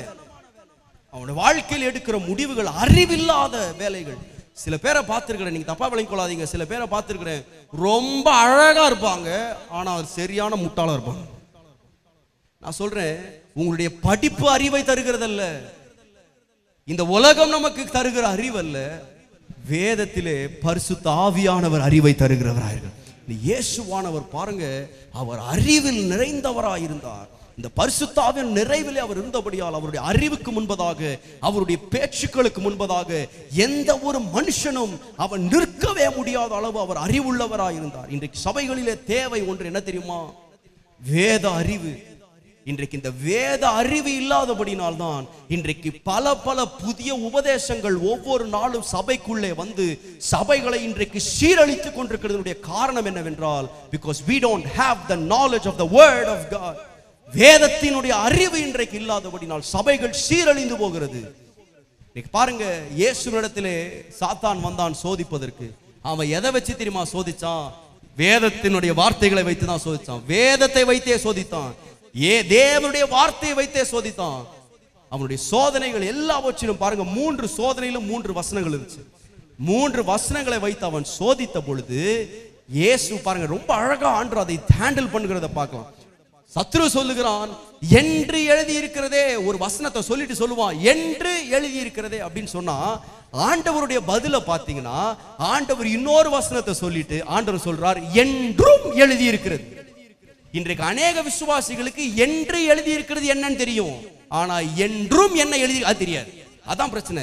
இன்றைக்கு புதிய உபதேசங்கள் பாருங்க, அவங்க எதுல தான் பேசுறாங்கன்னா இதே வேதத்துல தாங்க பேசுறாங்க. ஒரு வசனத்தை காமிச்சிட்டு சொல்லுவான், என்று எழுதி இருக்கிறது அப்படின்னு சொன்ன உடனே நீங்க அப்படியா அப்படின்னு வாயை பொளந்தீங்க, முடிஞ்சிச்சு உங்க கதை. ஆனா அவன் என்று எழுதி இருக்கிறது என்று சொல்லும் பொழுது உங்களுக்கு ஒரு அறிவு இருக்கணும். அப்படியா, என்றும் எழுதி போ சொல்லி பாருங்க, அடுத்த பக்கம் வரமாட்டோம். ஆனா இன்றைக்கு ஒரு வசனத்தை பிடித்துக்கொண்டு, பாதி வசனத்தை பிடித்துக்கொண்டு இன்றைக்கு எத்தனையோ புதிய புதிய உபதேசங்கள், இன்றைக்கு உண்மையா மனதை உடைக்கிற உபதேசங்கள். சென்னையிலே ஒரு உபதேசம் போய் கொண்டிருக்கிறது. ஸ்ரீலங்காவில், சவுத் ஆப்பிரிக்காவில் ஆரம்பிச்சு ஸ்ரீலங்காவுக்கு போய் இப்ப இந்தியாவில் வந்து என்ன உபதேசம் தெரியுமா? நீங்க சாகவே மாட்டீங்க. இப்படி ஒரு உபதேசம். உங்களுக்கு மரணமே கிடையாதான். ஆண்டவர் மரணத்தை ஜெயித்து விட்டார், அதனால் நான் சாவே மாட்டேன். அதை ஆரம்பிச்சவனே செத்து போயாச்சு. ஆனா இன்றைக்கும் மக்கள் நம்பிக்கொண்டிருக்கிறார்கள். நான் சொல்றேன், இன்றைக்கு பல உபதேசங்கள் சபைகளை சீரழித்துக் கொண்டிருக்கிறது. ஒருத்தர் மெசேஜ் நான் கேட்டேன். அவர் சொல்றாரு, நம்ம வந்து நோவாவின் பேழை போல நம்முடைய ரட்சிப்பு. எப்படி நோவா பேழை போல நம்ம ரட்சிப்போம். இந்த பேழைக்குள் நம்ம எல்லாரும் வந்து விட்டோம். எப்படி நோவாவின் பேழைக்குள்ள அந்த 8 பேர் உள்ள வந்தாங்களோ நம்ம எல்லாரும். சரி, இது சூப்பரான ஒரு எக்ஸாம்பிள், பரவாயில்ல. நோவா எப்படி பேழை ரட்சிக்கப்பட்டது, நோவா மற்றும் குடும்பம் காப்பாற்றப்பட்டது, இதெல்லாம் கரெக்ட். ஆனா இது எப்படி திணிக்கிறாங்க பாருங்க. அவங்க சொல்றாங்க, நோவாவின் பேழைக்குள்ள 8 பேர் இருந்தார்கள், கரெக்டா? இந்த 8 பேரும் அந்த பேழைக்குள்ள என்ன பாவம் பண்ணாலும் எங்க தான் இருப்பாங்க? பேழைக்குள்ளதான் இருப்பாங்க, கரெக்டா? அவங்க சொல்றது எப்படி இருக்கு பாருங்க. உள்ள இருக்கிறவன் என்ன வேணா தப்பு பண்ணலாம், தப்பு பண்ணாலும் அவங்க எங்க தான் இருப்பாங்க? பேழைக்கு வெளியே போக முடியாது. அப்படி சொல்லிட்டு இவங்க என்ன சொல்றாங்க, ரட்சிப்பும் அதே போலதான். நீங்க ரட்சிப்பு என்கின்ற ஆண்டவருடைய பேழைக்குள் வந்து விட்டீர்கள். இப்பொழுது உள்ளே வந்த நீங்கள் என்ன பாவம் என்றாலும் செய்யலாம், நீங்க எங்க தான் இருப்பீங்க. எப்படி திணிச்சிட்டாங்க பாத்தீங்களா? டிசெப்ஷன், வஞ்சனை. நான் சொல்றேன், இன்றைக்கு விசுவாசிகள் கவனமாயிருங்கள். நான் ஏன் இதை பேசுறேன்னு தெரியல, தயவுசெய்து நல்லா போன்று புரிஞ்சு கொள்ளுங்கள். இன்றைக்கு அநேகம் பேர் ஆட்டுத்தோல் போர்த்திய ஓநாய்களாய் இன்றைக்கு சபை விசுவாசிகளை சீரழித்துக் கொண்டிருக்கிறார்கள். நான் மிக வேதனையோடு நான் இதை சொல்றேன். உங்களுடைய வீட்டுக்குள்ள எல்லாரையும் விட்டுறாதீங்க. நான் இதை ரொம்ப பாருங்க, நாங்கள் சபையில் வளர்ந்ததுனால நான் சொல்றேன், அநேக செய்திகளை நாங்கள் கேட்டிருக்கோம். எங்க சபையில் ஒரு நல்லா வாழ்ந்த குடும்பங்க, எங்க சபையில் ஒரு பிரச்சனை வந்துச்சு. என்ன பிரச்சனை தெரியுமா? ஒரு ஆள் இப்படிதான் தீர்க்கதரிசி என்ற பெயரை வைத்துக்கொண்டு எனக்கு இந்த வாரம் இருக்கு அந்த வாரம் இருக்கு எல்லாத்தையும் வச்சு ஆளை கூட்டு வந்தாங்க. இவர் வீட்டுக்குள்ள ஜோம் பண்ண வந்தார். வந்த உடனே பார்த்தார், சுத்தி முத்தி பார்த்தார். அந்த செவுத்துல ஏன் ஒரு கிராக் இருக்கு அப்படின்னு கேட்டார். ஏன் செவுத்துல ஏன் எல்லா வீட்லயும் கிராக் இருக்கும்? இவர் கேட்டார், செவுத்துல ஏன் கிராக் இருக்கு? உடனே இவங்க, ஐயா நாங்க தெரியலீங்களா, ஏன் இப்படி நடந்துச்சு தெரியல. உடனே அவர் சொன்னார், கேரளாவிலே உங்களுக்கு ஒரு சொந்தக்காரர் இருக்கிறான், அந்த சொந்தக்காரன் வச்ச செய்வினை தான் இது. மேஸ்திரி எப்படி தப்பிச்சாரு பாத்தீங்களா? இப்ப இவங்களுக்கு யாரு வச்சது? சொந்தக்காரன் வச்சது. இன்றைக்கு அந்த ரெண்டு குடும்பம் பிரிச்சாச்சு. இவங்க நடக்கிற எல்லாவற்றையும் என்னதான் நினைக்கிறாங்க? இது இல்லைங்க. இன்றைக்கு இதை நம்பிக்கிட்டு உங்களுக்கு இத்தனை கட்டு இருக்கு, அத்தனை கட்டு இருக்கு, 40 இருக்கு, 80 இருக்கு. அவனுக்கு தேவை உங்க கையில் இருக்கிற பணக்கட்டு. இந்த அறிவை ஆவியானவர் தர. அன்றைக்கு பாருங்க, ஆண்டவர் சொன்னார், என்றும் எழுதி இருக்குப்பா, போப்பா. நான் சொல்றேன், அந்த அறிவு நமக்கு இருக்க வேண்டும். இன்றைக்கு இந்த அறிவில்லாமையினாலே ஜனங்கள் சங்காரமாகிறார்கள். ஒரு அம்மா என்கிட்ட வந்து எங்க சபையில வந்து சொல்றாங்க, ஐயா நான் ஒரு காரியத்துக்காக நான் ஜெபிக்கிறேன் ஐயா, ஜெபிச்சுட்டே இருக்கிறேன், அதனாலதான் எனக்கு ரொம்ப நல்ல சுகமா இருக்கு. நான் கேட்டேன், என்னமா ஜெபிக்கிறீங்க? அவங்க சொல்றாங்க, ஐயா எனக்கு 52 வயது ஆகிறது. ரொம்ப சந்தோஷம். அவங்க சொல்றாங்க, நான் ஒரு வசனத்தை அதிகமாய் விசுவாசிக்கிறேன். என்ன வசனம்? கழுகுக்கு சமானமாய் உன் வயது திரும்ப வாழ. அந்த ஒரு வார்த்தையை பிடிச்சிடா, என்னது திரும்ப. அதனால அவங்க சொல்றாங்க, எனக்கு 52 வயசு, நான் ஆனா இப்ப எப்படி நான் ஃபீல் பண்றேன், நான் எப்படி ஜோம் பண்றேன், என் வயசு அப்படியே திரும்பணுமா? ஆட்டோமேட்டிக் அப்படியே ஆப்போசிட்டா திரும்பிடுச்சுன்னா என்ன ஆயிடுதான்? 25 ஆயிடுதான். அதனால எது அந்த ஒரு வார்த்தை எது திரும்ப, அந்த 52 இதுதான் வேதத்துல இருக்கு நம்முடைய வாக்கு. நான் சொன்னேன், அம்மா இப்போ உனக்கு 52 வயசுல தப்பிச்ச, இன்னும் ஒரு 7 வருஷத்துல 59 ஆக போகுது. அப்ப திரும்பினா 95 வயசு கிளை பாருங்க. அப்ப அந்த வசனம் வராது. இப்போ என்னவா? 52ல வயது திரும்புது, அதனால 25 ஆயிடுச்சு. 59ல திரும்பிடுச்சுன்னா என்ன பண்ணுவீங்க பாருங்க. இது வந்து ஒரு வசனத்தை பிடிச்சுக்கிட்டு, ஒரு பாதி வார்த்தையை பிடிச்சுக்கிட்டு, இதுதான் சத்தியம், இதுதான் சொல்ற. அப்படி அல்ல, என்றும் எழுதி இருக்கு. நீங்க அதை தியானிக்கும் பொழுது, அதை நீங்கள் அப்படி கண்ணோட்டத்தில் வாசிக்கும் பொழுது நம்முடைய வாழ்க்கை ஆசீர்வாதமா இருக்கும். அமெரிக்காவில் ஒரு ஆப்பிரிக்கா பையன் ஒருத்தன் அமெரிக்காவில் படிப்பதற்காக வந்து நல்லா படிக்கிற பையன், நல்ல ஒரு கிறிஸ்தவ விசுவாசி, நல்ல ஆண்டவர் மேல் நம்பிக்கையா இருக்கிறவன். அவன் என்ன பண்ணான், தன்னுடைய கிளாஸ் இருக்க பசங்களுக்கெல்லாம் ஆண்டவரை குறித்து சொன்னான். பசங்களை கிண்டல் அடிச்சுக்கிட்டே இருந்தானுங்க. உடனே சொன்னான், இங்க பாருங்க, நான் ஆண்டவரை ப்ரூவ் பண்றேன் உங்களுக்கு, ஆண்டவரை நான் நிரூபிக்க விரும்புறேன்னு சொல்லிட்டு என்ன பண்ணான் தெரியுமா? ஒரு பாட்டில் ஃபுல்லா பாய்சன், கொடுமையான பாய்சனை வாங்கிட்டு அவன் சொன்னான், சாவுக்கேதுவான நான் எதை குடித்தாலும் அது எனக்கு ஒரு தீமையும் கொண்டு வராது, நான் இதை குடிக்கிறேன், எனக்கு ஒன்னும் ஆகாது, ஆண்டு எனக்கு காப்பாற்ற போறாருன்னு குடிச்சான். 5 நிமிஷத்துல காலி. ஒரு வசனத்தை பிடிச்சுக்கிட்டு, இந்த வசனம் எனக்கு கிரியை செய்யும். நான் சொல்றேன் பாருங்க, விசுவாசிக்கிறது தப்பல்ல. நல்லா ஒன்றை புரிந்துள்ள, விசுவாசத்தில் நீங்கள் ஒன்றை கவனிக்க வேண்டும். விசுவாசம் என்பது நீங்கள் தேவனை சோதிப்பதல்ல, தேவன் உங்களை சோதிப்பது விசுவாசம். இன்னைக்கு நிறைய பேர் வசனத்தை பிடிச்சிட்டு ஆண்டவரை சோதிச்சுக்கிட்டு.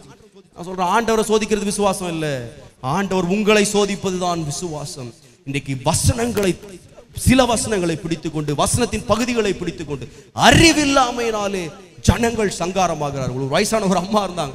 இந்த அம்மா என்ன பண்ணாங்க, தன்னுடைய 3 பசங்களும் வெளிநாட்டில் வேலை செஞ்சுட்டு இருந்தாங்க. இந்த 3 பசங்களையும் பார்க்கறதுக்கு ரொம்ப ஆசைப்பட்டாங்க. இந்த பசங்களுக்கு எல்லாருக்கும், டே எங்க வந்து பாருங்க, நான் தனியா இருக்கிறேன் அப்படின்னு சொன்னாங்க. இந்த 3 பசங்களும் யோசிச்சாங்க, சரி அம்மாவை பார்க்க வரலாம். உடனே என்ன பண்ணாங்க, அம்மாவை பார்ப்பதற்காக இந்த 3 பசங்களும் கிளம்பி வந்தாங்க. வீட்டுக்கு வந்தாங்க. வீட்டுக்கு வந்தா வரதுக்கு முன்னாடி இந்த 3 பசங்க யோசிச்சாங்க, அம்மாவை பார்க்க வரோம், வெறுங்கையா வரக்கூடாது, அம்மாவுக்கு ஒரு கிஃப்ட் வாங்கணும்னு சொல்லிட்டு முதல் பையன் பல லட்சங்கள் இங்க வீட்டுக்கு அனுப்பி, ஊருக்கு அனுப்பிச்சு ஒரு பெரிய வீடு கட்டுறதுக்கு முடிவு பண்ணா. பெரிய வீடை வரதுக்கு முன்னாடி கட்டி முடிக்கணும்னு சொல்லிட்டு காசுல அனுப்பி வீடை கட்டி முடிச்சாச்சு.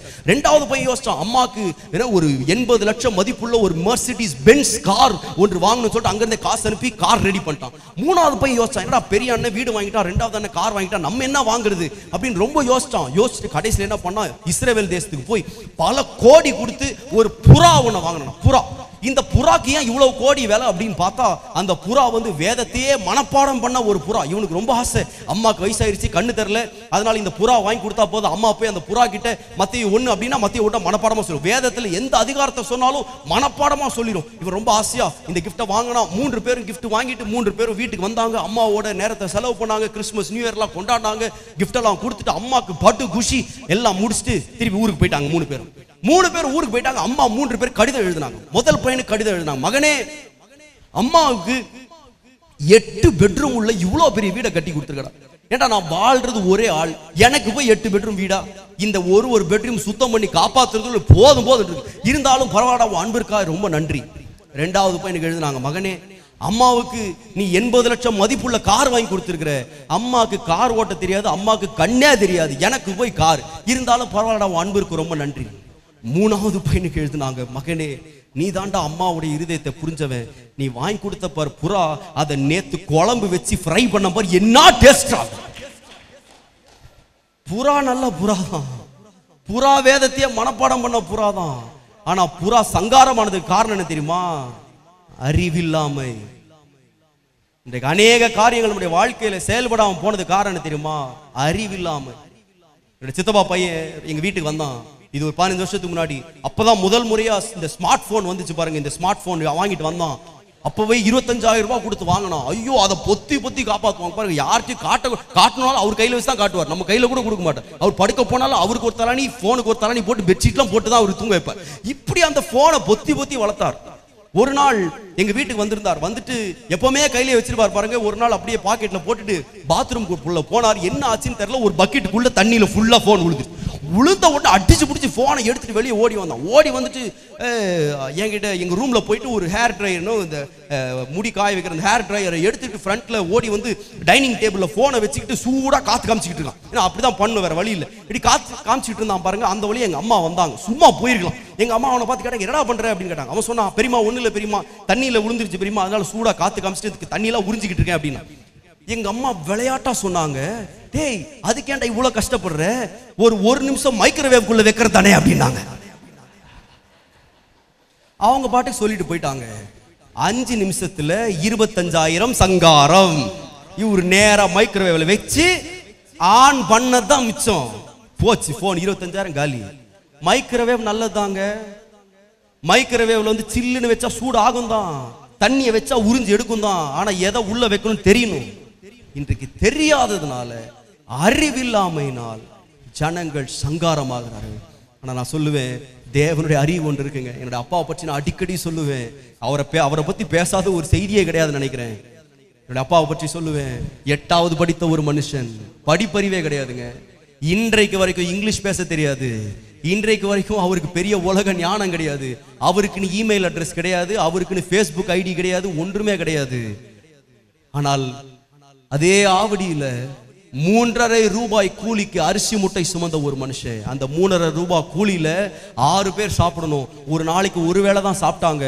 அப்பேற்பட்ட ஒரு மனிதன் அதே ஆவடியில, இன்றைக்கு அவர் வேலை செய்த கடையும் இருக்கு. அவர் நிறைய வாட்டி ரோட்ல போகும்போது, ஆவடி ரோட்ல நாங்க கார்ல போகும்போது சொல்லுவார், டே இந்த இடத்துலடா, இதே இடத்துல சைக்கிளோட உளுந்தாண்டா அரிசி மூட்டையை வச்சுக்கிட்டு தூக்குறது கூட ஒருத்தன் கிடையாதுடா, என்ன இந்த இடத்துல உட்காந்து அழுது இருக்கிறேன்.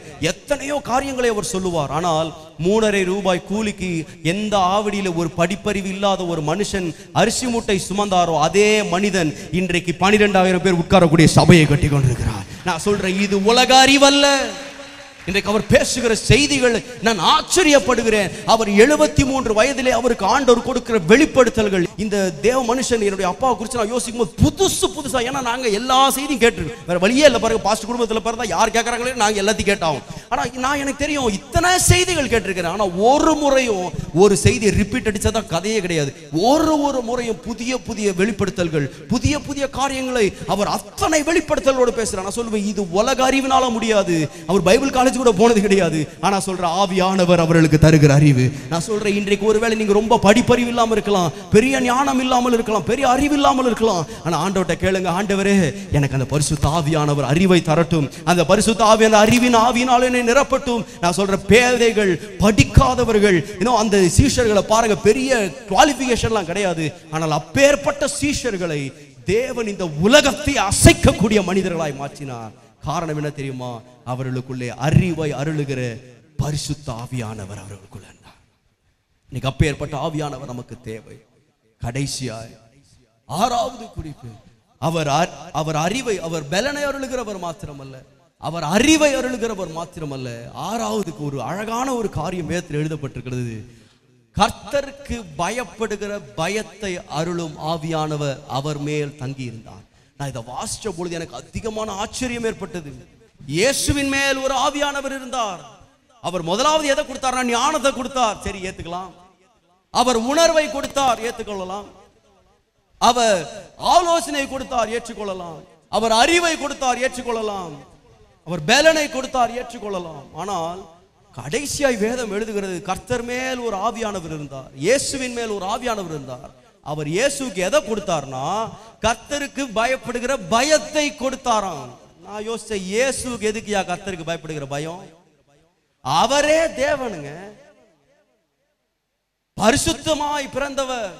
இந்த உலகத்தில் நம்ம எல்லாம் தாய் நம்மை பாவத்தில் கருத்தரித்தாள் என்று வாசிக்கிறோம். ஆனால் இயேசு இந்த உலகத்தில் பிறந்த பொழுது பாவம் இல்லாமல் பிறந்தார், பரிசுத்தராய் பிறந்தார். அப்படிப்பட்ட பரிசுத்தராய் பிறந்தவருக்கு ஏன் கர்த்தருக்கு பயப்படுகிற பயத்தை அருளும் ஆவி? நான் யோசிச்சேன், இயேசுவுக்கே அந்த பரிசுத்த ஆவியானவர், கர்த்தருக்கு பயப்படுகிற பயத்தை தருகிற ஆவியானவர் தேவை என்றால் உங்களுக்கும் எனக்கும் எவ்வளவு அதிகமாய் தேவை. இன்றைக்கு நம்ம நிறைய பேர் நினைச்சுக்கிறோம், பாவத்தை நம்முடைய கோட்பாடுகளினால் வென்று விடலாம், என்னுடைய பிரின்சிபல்ஸ்னால வென்று விடலாம், நான் தீர்மானம் பண்ணிட்ட இந்த தீர்மானங்கள்னால வெற்றி பெற்றலாம். நான் சொல்றேன், உங்களுடைய தீர்மானங்களினால் நீங்கள் வெற்றி பெற முடியாது, உங்களுடைய கோட்பாடுகளினால் வெற்றி பெற முடியாது. என்னுடைய தகப்பன் அடிக்கடி ஒரு வார்த்தையை சொல்லுவார். அவர் சொல்லுவார், இன்றைக்கு அநேக பரிசுத்தவான்கள் ஏன் இன்றைக்கும் பரிசுத்தவான்களாய் இருக்கிறார்கள் என்றால் அவர்களுக்கு பாவம் செய்வதற்கு சரியான ஒரு வாய்ப்பு கிடைக்கவில்லை என்று சொல்லுவார். ரொம்ப அழகா சொல்லுவார். ஒருவேளை அவங்களுக்கு அந்த வாய்ப்பு கிடைச்சு நம்ம மாட்டிக்கவே மாட்டோம் அப்படின்ற ஒரு அழகான சூழ்நிலை உருவாகி இருந்தால் அநேக பரிசுத்தவான்கள் விழுந்து போயிருப்பார்கள் என்று சொல்லுவார். நான் சொல்றேன், உங்களுடைய பலத்தினால அல்ல, பாவத்தை மேற்கொள்வது உங்களுடைய பராக்கிரமத்தினால் அல்ல. நான் சொல்லுவேன், இதெல்லாம் முடியாது, தேவனுடைய ஆவியால் மாத்திரம் தான் முடியும். இந்த யோசேப்பை பாருங்க, அவனுடைய வாழ்க்கையில கூட அப்பா அம்மா கிடையாதுங்க, எகிப்துல போட்டு கொடுக்கிறது அண்ணன் கிடையாது, பார்க்கிறதுக்கு யாருமே கிடையாது. பாவம் இவன் தேடி போல, பாவம் இவனை தேடி வந்தது. அந்த சூழ்நிலையில அவன் பாவம் செஞ்சாதான் அவனுக்கு பாதுகாப்பு, அந்த நிலைமைக்கு வர்றாங்க. அப்படி கார்னர் பண்றாங்க, முதலாளி அம்மாவே அவனை கார்னர் பண்றான். ஆனா வஸ்திரத்தை கூட விட்டுட்டு போனதுக்கு காரணம், அவனுக்குள்ள யார் இருந்தானா, கர்த்தருக்கு பயப்படுகிற பயத்தை தருகிற ஆவியானவர். அவன் வேற எதற்குமே ஆண்டருக்கு பயப்பட வேண்டிய அவசியமே இல்லைங்க. அவன் ஆனா தைரியமாய் அவன் என்ன ஆனாலும் பரவாயில்ல ஓடினான் பாருங்க. அதுக்கு காரணம் கர்த்தருக்கு பயப்படுகிற பயம். நான் சொல்றேன், இன்றைக்கு அப்பேற்பட்ட ஒரு ஆவியானவர் நமக்கு தேவை. இன்றைக்கு வாலிபர்களுக்கு அப்பேற்பட்ட ஒரு ஆவியானவர் தேவை. நீ சொல்றேன், இன்றைக்கு விசுவாசிகள், நீங்கள் உங்கள் பிள்ளைகளுக்காய் பல காரியங்களுக்காய் நீங்கள் ஜெபிக்கிறீர்கள். ஆண்டவரே, என் பிள்ளை நல்லா படிக்கணும்னு ஜெபம் பண்றோம், என் பிள்ளை நல்ல வேலை செய்யணும்னு ஜெபம் பண்றோம். நான் கேட்கிறேன், எத்தனை பேர் உங்க பிள்ளைகளுக்கு, ஆண்டவரே என் பிள்ளைக்கு கர்த்தருக்கு பயப்படுகிற பயத்தை தாங்க ஆண்டவர். நான் சொல்றேன், இன்றைக்கு இந்த உலகம் மாறிக்கொண்டிருக்கிறது. இந்த உலகத்திலே வாலிபர்களுக்கு என்று இன்றைக்கு அநேக அவர்களுக்கு என்று அநேக உரிமைகள் கிடைத்து விட்டது. இன்னும் எவ்வளவு நாள் ஆகும் தெரியல. வெளிநாட்டுலலாம் நீங்க பாத்தீங்கன்னா, சொந்த வீட்டுல இருக்கிற பையன் ரூமுக்கு போகணும்னா அப்பா அம்மா ரூமை திறந்துக்கிட்டுலாம் உள்ள போக முடியாது. வெளியே நின்றுட்டு கதவை தட்டுவாங்க, டே உள்ள வரலாமா? யாரு? சொந்த பிள்ளை ரூமுக்கு வெளியே நின்றுட்டு அப்பா அம்மா கதவை தட்டுறாங்க, அவன் உள்ள இருந்து உள்ள வாங்க அப்படின்னு சொன்னாதான் திறந்துட்டு போறாங்க. இந்த நிலைமை தான் இன்றைக்கு வெளிநாடுகள். இன்னும் கொஞ்ச நாள் நம்ம ஊர்லயே அது வந்துடும். இன்னும் கொஞ்ச நாள்ல நீங்க உங்க பையன் ரூமை திறந்துட்டு போனீங்கன்னு, ஏன் என்ன சொல்லாம வரீங்கன்னு இன்றைக்கு நேரம் நிலைமை அப்படி போய்கொண்டிருக்கிறது. நான் சொல்றேன், இன்றைக்கு பிள்ளைகளுக்கு என்று தனி அறைகள் வந்து விட்டது.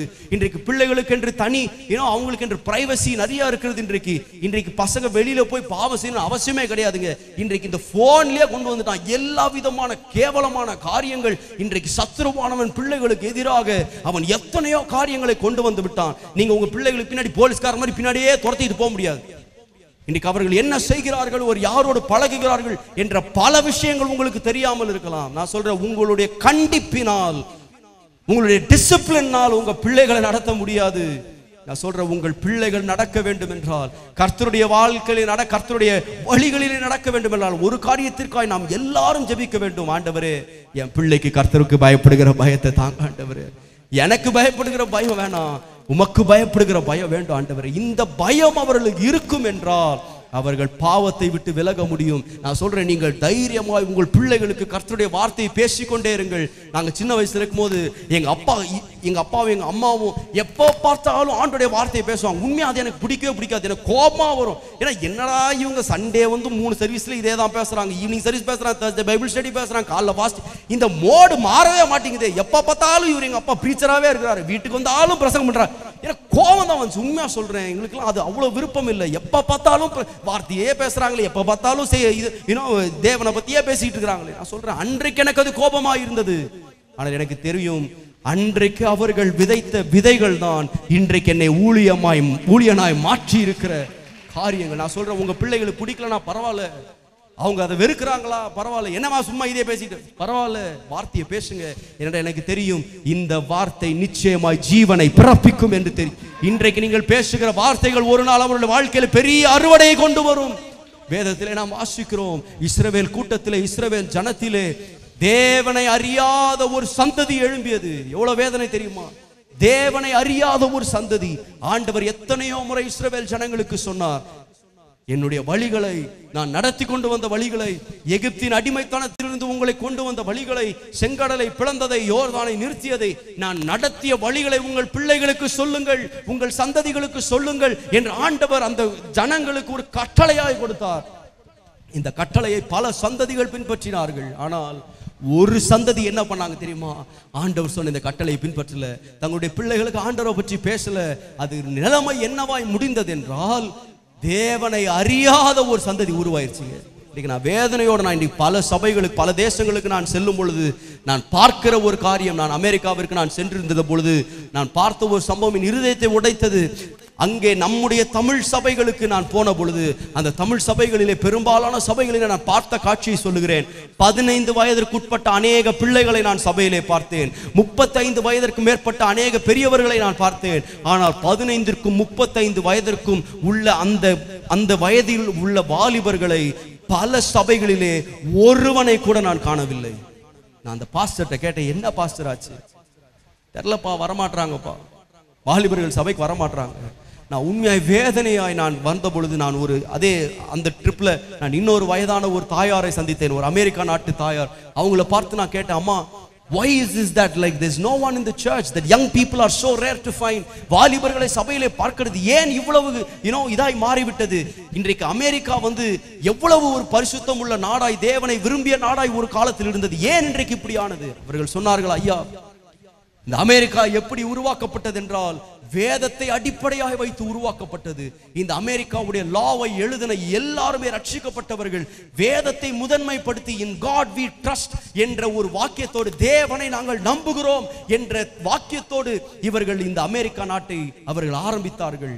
நன்றாய் போய் கொண்டிருந்த அமெரிக்கா தேவன் ஆசீர்வதிக்க ஆரம்பித்தார். ஆனால் ஒரே ஒரு சந்ததியான பெற்றோர்கள் தங்கள் பிள்ளைகளுக்கு தேவனுடைய வழிகளை அவர்கள் கற்றுக் கொடுக்கவில்லை. One generation missed it.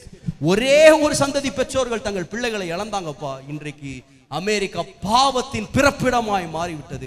எல்லா பாவங்களும் உருவாகிற இடம் எங்கவென்றால் வேதத்தில் துவங்கப்பட்ட, ஒரு நாளிலே வேதத்தை நேசித்த அமெரிக்கா தான் இன்றைக்கு எல்லா பாவங்களுக்கும் பிறப்பிடமாய் மாறினதின் காரணம் என்ன? ஒரு சந்ததி பெற்றோர்கள் தங்கள் பிள்ளைகளுக்கு கர்த்தருடைய வழியை மறந்துட்டாங்க சொல்றதுக்கு. இன்றைக்கு நம்முடைய பிள்ளைகளுக்கு எத்தனையோ காரியங்களை நாம் செலவிடுகிறோம், எவ்வளவோ மணித்துளிகள் நாம் செலவிடுகிறோம். இன்றைக்கு பிள்ளைகளுடைய படிப்புல அசைன்மெண்ட் செய்யணும்னா அவன் செய்ய வேண்டிய அசைன்மெண்ட்டை நம்ம போட்டு இழுத்து போட்டு செய்யறோம். அது எல்லாவற்றுக்கும் நமக்கு நேரம் இருக்குங்க, எத்தனையோ காரியங்களுக்கு நேரம் இருக்கு. ஆனால் எத்தனை முறை நம்முடைய பிள்ளைகளுக்கு கர்த்தருடைய வார்த்தையை பேசி இருக்கிறீங்க? உங்களுக்குள் தேவன் விதைத்த விசுவாசத்தை நம்ம அவங்களுக்கு டிரான்ஸ்ஃபர் பண்ணியிருக்கிறோமா? நான் மிக அதிகமாய் நான் பெருமையாய் நான் சொல்லுவேன், எங்க அப்பாட்ட எனக்கு பிடிச்ச ஒரு காரியம் அதுதான். அவருடைய வாழ்க்கையில பேசின பல வார்த்தைகள் வேதத்தை குறித்து பேசினார். தேவன் அவருடைய வாழ்க்கை நடத்திய வழிகளை எங்களோடு பேசினார். ஆச்சரியமாய் நடத்திய வழிகளை பேசினார். எங்கள் விசுவாசத்தை தூண்டுகிற வார்த்தைகளை பேசினார். நான் சொல்றேன், இன்றைக்கு நம்ம பேசுறோமா?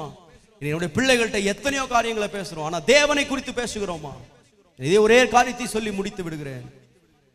என்னுடைய அப்பா 5 பிள்ளைகள், எங்க அப்பாவுக்கு 5 பசங்க. நாங்க 5 பிள்ளைகளையும் பல முறை உட்கார வைத்து அவர் ஒரு காரியத்தை சொல்லி இருக்கிறார். அவர் சொல்லுகிற ஒரு காரியம் என்ன தெரியுமா? அவர் சொல்லுவார், பிள்ளைகளே, என் கண்களை நான் இந்த உலகத்தில் மூடும் பொழுது உங்களுக்கு என்று நான் எந்த ஒரு பேங்க் அக்கௌண்ட்லயும் நான் காசு சேர்த்து வைக்கல, ஒரு பிக்ஸட் டெபாசிட் நான் உங்க பேர்ல சேர்த்து வைக்கல, உங்க பேர்ல நான் எந்த நிலத்தையும் நான் வாங்கவில்லை, நான் எதையுமே நான் உங்களுக்கு வச்சு போக மாட்டேன். என் கண்ணை மூடும் பொழுது உங்களுக்கு நான் எதையுமே வைத்து விட்டு போகாமல் இருக்கலாம்.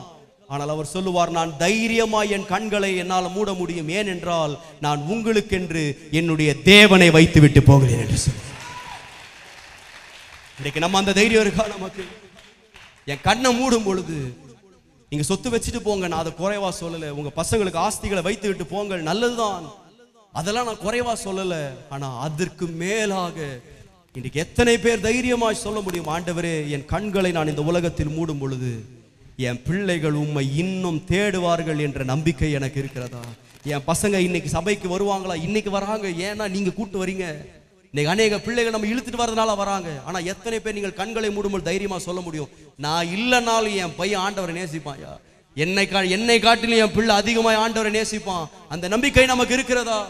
அந்த நம்பிக்கை இல்லாவிட்டால் இன்றைக்கு ஆண்டவர்கிட்ட கேட்ப, ஆண்டவரே கர்த்தருக்கு பயப்படுகிற ஒரு பயத்தினால் எங்களுடைய வாழ்க்கை, எங்களுடைய குடும்பங்கள் இன்றைக்கு நிலைத்து நிற்பதாக. உமக்கு பயப்படுகிற அந்த ஆவியானவர், அந்த அறிவை தருகிற ஆவியானவர், அந்த பலனை தருகிற ஆவியானவர், கர்த்தருக்கு பயப்படுகிற பயம், ஞானத்தை தருகிற ஆவியானவர், ஆலோசனை தருகிற ஆவியானவர், உணர்வை தருகிற ஆவியானவர் எங்களுடைய வாழ்க்கையில் இறங்குவாராக.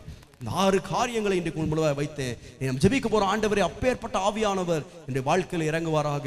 இன்றைக்கு 7வது குறிப்பா ஒன்ன சொல்லணும்னா நான் சொல்லுவேன். நேற்று பாஸ்டர் ஜெபிக்கும் போது அதை சொன்னாங்க, கர்த்தருடைய ஆவியானவர் எங்கேயோ அங்கே விடுதலை உண்டு. நான் சொல்றேன், கர்த்தருடைய ஆவியானவர் வருகிற இடத்திலே அடிமைத்தனங்கள் அல்ல, கர்த்தருடைய ஆவியானவர் இருக்கிற இடங்களிலே கட்டுகள் அல்ல. நான் சொல்றேன், கர்த்தருடைய ஆவியானவர் இருக்கிற இடங்களிலே அது விடுதலையை தருகிற ஆவியானவர். இன்றைக்கு அநேக பேர் ஆவியானவர் நிரப்பப்பட்டவர்கள், கர்த்தருடைய வார்த்தையை கேட்கிறவர்கள், ரட்சிக்கப்பட்ட அனுபவத்தை பெற்றவர்கள், ஞான ஸ்நானத்தை பெற்ற அனுபவம் உள்ளவர்கள் கூட இன்றைக்கு நிறைய பேர் நான் பேசுறதை கேட்டிருக்கிறேன். ஐயா, நான் இன்றைக்கு படுற கஷ்டத்துக்கு காரணம் ஒரு போன 2 சந்ததிக்கு முன்னாடி எங்க தாத்தா செஞ்ச பாவம். சொல்றேன், இதெல்லாம் கிறிஸ்தவர்கள் பேசுகிற வார்த்தைகள் அல்ல. நீங்கள் கர்த்தருடைய ஆவியானவரால் நிரப்பப்பட்டிருப்பீர்கள் என்றால் நீங்க இப்படிப்பட்ட இந்த காரியங்கள்லாம் நீங்க பேச மாட்டீங்க. நான் சொல்றேன், நமக்கு எதிராக இருந்த கையெழுத்தை ஆண்டவர் கொலைத்து போட்டிருக்கிறார். ரட்சிப்பை ஆண்டவர் தந்த பொழுது, பரிசுத்த ஆவியானவர் நம்மை நிரப்பின பொழுது ஆண்டவர் நமக்கு விடுதலையை தந்திருக்கிறார். அவர் முழுமையான விடுதலை தந்திருக்கிறார். பாவத்திலிருந்து விடுதலை தந்திருக்கிறார். நமக்கு ஆண்டவர் வியாதிகளின் நோய்களிலிருந்து அடிமைத்தனங்களிலிருந்து ஆண்டவர் நமக்கு விடுதலை தந்திருக்கிறார். இன்னும் நம்ம அதே தான் யோசிக்கிறோம், ஐயோ ஒருவேளை நான் அப்ப பண்ண பாவத்தினாலையும். நான் சொல்றேன், ஆண்டவர் இது ஆவியானவர் நமக்குள் இருந்தால் அவர் நிச்சயமாய் நமக்கு விடுதலை தருகிற ஆவியானவர். நான் சொல்றேன், இன்றைக்கு ஒருவேளை நீங்கள் இன்னும் அந்த அனுபவத்தை நீங்கள் பெறாமல் இருப்பீர்கள் என்றால், ஒருவேளை இன்றைக்கு நீங்கள் உட்கார்ந்து கொண்டிருக்கலாம், ஐயா எனக்கு இன்றும் அந்த ரட்சிப்பின் அனுபவம் இல்லை, அந்த பரிசுத்த ஆவியானவருடைய நிறைவு என்னுடைய வாழ்க்கையில் இல்லை. நான் நேற்று சொன்னது போல 10 பேரும் கன்னிகைகளாய் இருந்தார்கள், 10 பேரும் மணவாளனுக்கு ஆயத்தமாய் இருந்தார்கள். ஆனால் 5 பேரை பார்த்து ஆண்டவர் சொன்னார், நான் உங்களை அறியேன். இன்னைக்கு நான் சொல்றேன், இன்றைக்கு பரிசுத்த ஆவியானவர் நம்முடைய வாழ்க்கையில் இல்லாமல் இருப்பவர், நம்மை மரித்தோரிலிருந்து உயிரோடு எழுப்புகிற காரியம் ஒரே ஒரு காரியம்தான். இயேசுவை மரித்தோரிலிருந்து எழுப்பின அந்த ஆவி எனக்குள் வாசமாயிருந்தார், என்னுடைய உலர்ந்த எலும்புகளையும் ஆண்டவர் ஒரு பெரிய சேனையாய் மாற்ற முடியும். என் வறண்ட நிலங்களையும் ஆண்டவர் வயல்வெளியாய் மாற்ற முடியும். இன்னைக்கு ஆண்டவரை பார்த்து நம்ம கேட்க போகிறோம், ஆண்டவரே அந்த பரிசுத்த ஆவியானவர் என்னை முழுமையாய் நிரப்பி என்னுடைய வாழ்க்கையிலே ஒரு புதிய அத்தியாயத்தை, புதிய மாற்றத்தை, பரிசுத்த ஆவியானவரால் நடத்தப்படுகிற அந்த அனுபவத்தை ஆண்டவருடைய வாழ்க்கையிலே தர வேண்டும் என்று விசுவாசிக்கிறவர்கள் நம்ம எல்லாரும் எழுமி நின்று ஆண்டவரை பார்த்து ஜெபிக்க போறோம். எத்தனை பேர் ஜெபிக்கலாம் நினைக்கிறீங்க? எல்லாரும் முழங்கால் படியிட முடிந்தவர்கள் முழங்கால் படிட்டு இல்லை, எழுமி நிற்கணும். எல்லாரும் எழுமி நின்று நம்ம ஆண்டவரிடத்தில் கேட்க போகிறோம், ஆண்டவரே என்னை அந்த பரிசுத்த ஆவியானவரால் இன்றைக்கு என்னை நிரப்பி அனுப்பும் ஆண்டவரே, என்னை நிரப்பி அனுப்பும் ஆண்டவரே. நான் ஒரு சாதாரணமானவனாய் அல்ல, நான் ஒரு பயந்தவனாய் அல்ல, நான் ஒரு ஞானம் இல்லாதவனாய் அல்ல, நான் ஒரு ஆலோசனை இல்லாதவனாய் அல்ல, நான் ஒரு உணர்வு இல்லாதவனாய் அல்ல, பலன் இல்லாதவனாய் அல்ல, அறிவில்லாதவனாய் அல்ல, கர்த்தருக்கு பயப்படுகிற பயம் இல்லாதவனாய் அல்ல. ஆண்டவரே நீர் வந்து எங்களை நிரப்பும் பொழுது எங்களுடைய சூழ்நிலைகள் மாறுகிறது, முடியாதவைகள் சாத்தியமாகிறது. ஆண்டவரே நீர் எங்களை நடத்தும். கரங்களை உயர்த்தி ஆண்டவரை பார்த்து கேட்பீங்களா? ஆண்டவரே என்னை ஒரு காலத்தில் ஆண்டவரே நான் எவ்வளவு வல்லமையாக இருந்தேன், எவ்வளவு ஆவியானவரால் நிரப்பப்பட்டிருந்தேன், எவ்வளவு உம்மை சார்ந்திருந்தேன். ஆண்டவரே இன்றைக்கு அந்த அனுபவங்கள் குறைந்து போய்விட்டது. ஆதியில் இருந்த அன்பை நீ விட்டு விட்டாய் என்று உன் பேரில் ஒரு குறை இருக்கிறது என்று ஆண்டவர் எத்தனை பேரை பார்த்து சொல்லுகிறார். ஆண்டவரே ஆண்டவரே ஆதியில் இருந்த அந்த அன்பு, ஆதியில் இருந்த அந்த ஆவியினுடைய உணர்வு, ஆதியில் இருந்த அந்த ஆவியின் நிறைவு என்னுடைய வாழ்க்கையில் இன்றைக்கு குறைந்து போய்விட்டது. அனலும் இல்லாமல் குளிரும் இல்லாமல் இன்றைக்கு நான் ஆண்டவரே ஏதோ ஒரு ஆண்டவரே வந்த வண்ணமாய் நான் ஒவ்வொரு நாளும் திரும்பி போய் கொண்டிருக்கிறேன். கொண்டிருக்கிறேன் ஆண்டவர், ஏதோ கடமைக்காய் நான் சபைக்கு வந்து கொண்டிருக்கிறேன். நான் அப்படிப்பட்டவனாய் இல்லாமல் எங்களையும் எங்கள் குடும்பத்தையும் எங்கள் பிள்ளைகளையும் கர்த்தருடைய ஆவியானவர் நிரப்புவீராக. கரங்களை உயர்த்தி ஆண்டவரை பார்த்து கேளுங்க. கரங்களை பார்த்து உயர்த்தி ஆண்டவரை பார்த்து கேளுங்க. கண்களை மூடுங்க. ஆண்டவருடைய சமூகத்தில் இன்றைக்கு ஆண்டவரை பார்த்து கேளுங்க. ஆண்டவரே, எங்களை நிரப்புகிற அந்த ஆவியானவர், எங்களை நிரப்புகிற அந்த ஆவியானவர், எங்களை நிரப்புகிற அந்த ஆவியானவர் ஒரு முறை கூட எங்களை நிரப்பும் ஆண்டவரே. ஒரு முறை கூட அந்த பரிசுத்த ஆவியானவர் நிறைவுக்குள்ள எங்களை நடத்தும் ஆண்டவரே. எங்களுக்கு கொடுக்கப்பட்டிருக்கிற வரங்களை நாங்கள் அனல் மூட்டி எழுப்பி விடும்படி நாங்கள் ஜாக்கிரதையாய் இருப்போமாக. ஆண்டவரே, உம்மை குறித்த பயம், பரிசுத்த ஆவியானவருடைய கிரியைகள் எங்கள் வாழ்க்கையில வெளிப்படுவதாக. எங்கள் குடும்பங்களில் இருக்கிற சாபங்கள், எங்கள் குடும்பங்களில் இருக்கிற கட்டுகள் பரிசுத்த ஆவியானவர் வரும் பொழுது உடைந்து போகிறது என்று விசுவாசிக்கிறோம். ஹல்லேலூயா, ஹல்லேலூயா. எங்களை நிரப்புகிற ஆவியானவர், எங்களை வெகுவாய் நிரப்புவீராக. Oh, hallelujah. We worship you, Jesus. We worship you, Lord. நிறைவான ஆவியானவரே, சொல்லுங்க. நீர் வரும்போது குறைவுகள் மாறுமே. சொல்லுங்க. நிறைவான ஆவியானவர், நிறைவா. நீங்க பாடுங்க.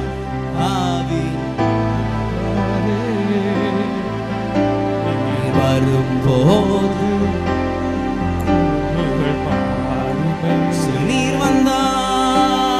நீர் வந்தால் சூழ்நிலை மாறுமே. முடியாததும் சாத்தியமாகுமே.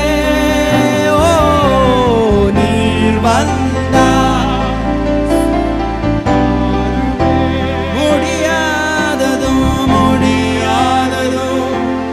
சாத்தியமாகுமே. நிறைவே நீர் வாருமே. நிறைவே நீர் வேண்டுமே. நிறைவே. வாலிபர்கள் கேளுங்க. நிறைவே நிறைவே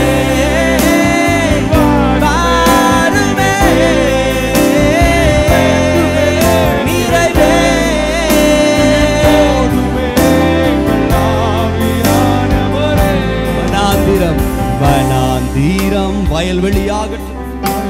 உடைய வறண்டு போன ஆவிக்குரிய வாழ்க்கை இன்றைக்கு ஆண்டவர் வயல்வெளியாய் மாற்றுகிறார். என் வறண்ட நிலைமைகள், ஜெபிக்க முடியாத, வேதத்தை நேசிக்க முடியாத வனாந்திரங்கள் இன்றைக்கு வயல்வெளியாய் மாறும். நீர் வந்தார்,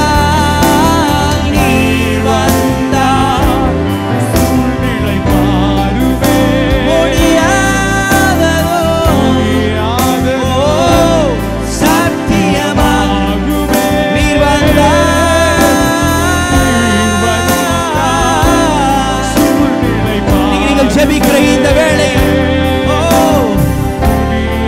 அன்றைக்கு மேல் வீட்டறையில் இறங்கி அதே ஆவியானவர், நிரப்புகிற ஆவியானவர், நிறைவே நீர் வாருமே. ஓ, நிறைவே ஆவியே, நிறைவே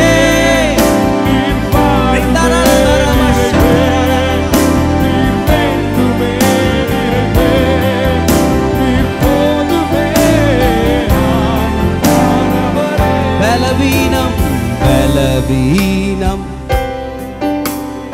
மாறுமே. சுகவீனம்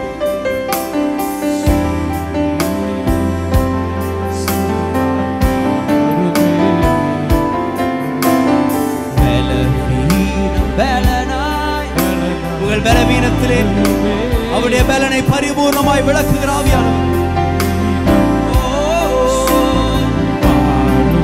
நீர் வந்தால்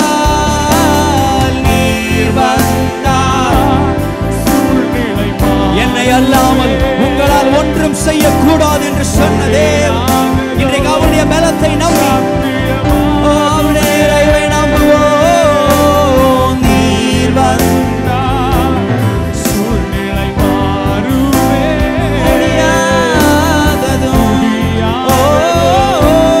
சத்தியமாகுவே. நிறைவே. கேளுங்க ஆண்டவரை பார்த்து, என்னை மீண்டும் ஒரு முறை கூட நிரப்பும், என்னை ஒரு முறை கூட நிரப்பும். போதுமே. நிறைவே. கணுக்கால் அளவல்ல, முழங்கால் அளவல்ல, இடுப்பு அளவல்ல, நீந்தி நீந்தி மூழ்கிற அனுபவம்.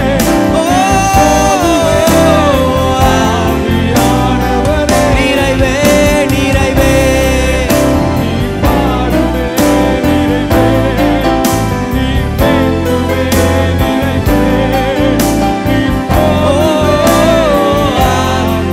கடைசியை ஒருமுறை கரங்களை உயர்த்தி நிறைவே.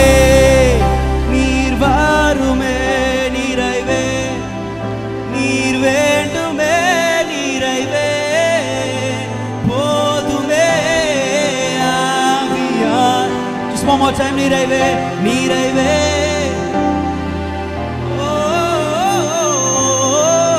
நீர் வேண்டுமே நிறைவே. நீர் போதுமே ஆவியானவரே. ஜெபம் ஜெபம் துதி துதி ஆராதனை ஆராதனை புதுப்பாடல் புதுப்பாடல் யுத்தம் யுத்தம் எழுப்புதல் எழுப்புதல் உத்தரவாதம் உத்தரவாதம் ஐக்கியம் ஐக்கியம் ஐக்கியம். நம் சபை நிகழ்வுகள். கிருபையில் களிகூறுவோம். திங்கள் முதல் சனிக்கிழமை வரை காலை 5:30 மணி முதல் 6:30 மணி வரை. முழங்கால் யுத்தம். திங்கள் முதல் வெள்ளிக்கிழமை வரை காலை 10 மணி முதல் 12 மணி வரை. வாலிப பெண்கள் கூடுகை 2ஆம் சனிக்கிழமை மாலை 5:30 மணி முதல் இரவு 7:30 மணி வரை. பெண்கள் ஐக்கியம் 4ஆம் சனிக்கிழமை காலை 10 மணி முதல் மதியம் 1 மணி வரை. A cry for revival. எழுப்புதலில் எம் கண்ணீர் துளிகள். தினமும் மாலை 6:30 மணி முதல் இரவு 8:30 மணி வரை. நானும் என் வீட்டாரும் குடும்ப ஆசீர்வாத கூடுகை செவ்வாய்க்கிழமை தோறும் மாலை 7 மணி முதல் இரவு 8:30 மணி வரை. யாக்கோபின் யுத்தம் ஆண்கள் ஐக்கியம் புதன்கிழமை தோறும் இரவு 10 மணிக்கு. தீமோத்தேயு வாலிப ஐக்கியம் 2வது சனிக்கிழமை மாலை 5:30 மணி முதல் 7:30 மணி வரை. வேதம் வேத பாடக்கூடுகை புதன்கிழமை தோறும் மாலை 7 மணிக்கு.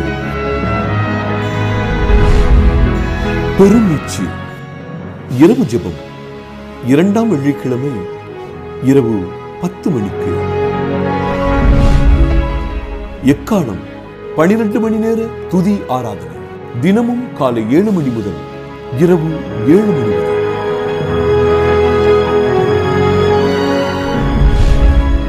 ஞாயிறு ஆராதனை காலை 9 மணிக்கு. உபவாச ஜெபம் முதல் சனிக்கிழமை காலை 9 மணிக்கு. இயேசுவை உயர்த்துவோம் மாதத்தின் முதல் சனிக்கிழமை மாலை 6:30 மணிக்கு.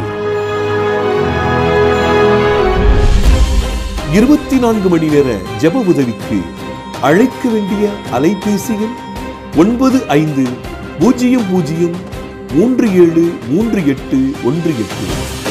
தொலைபேசி எண் 0462310232.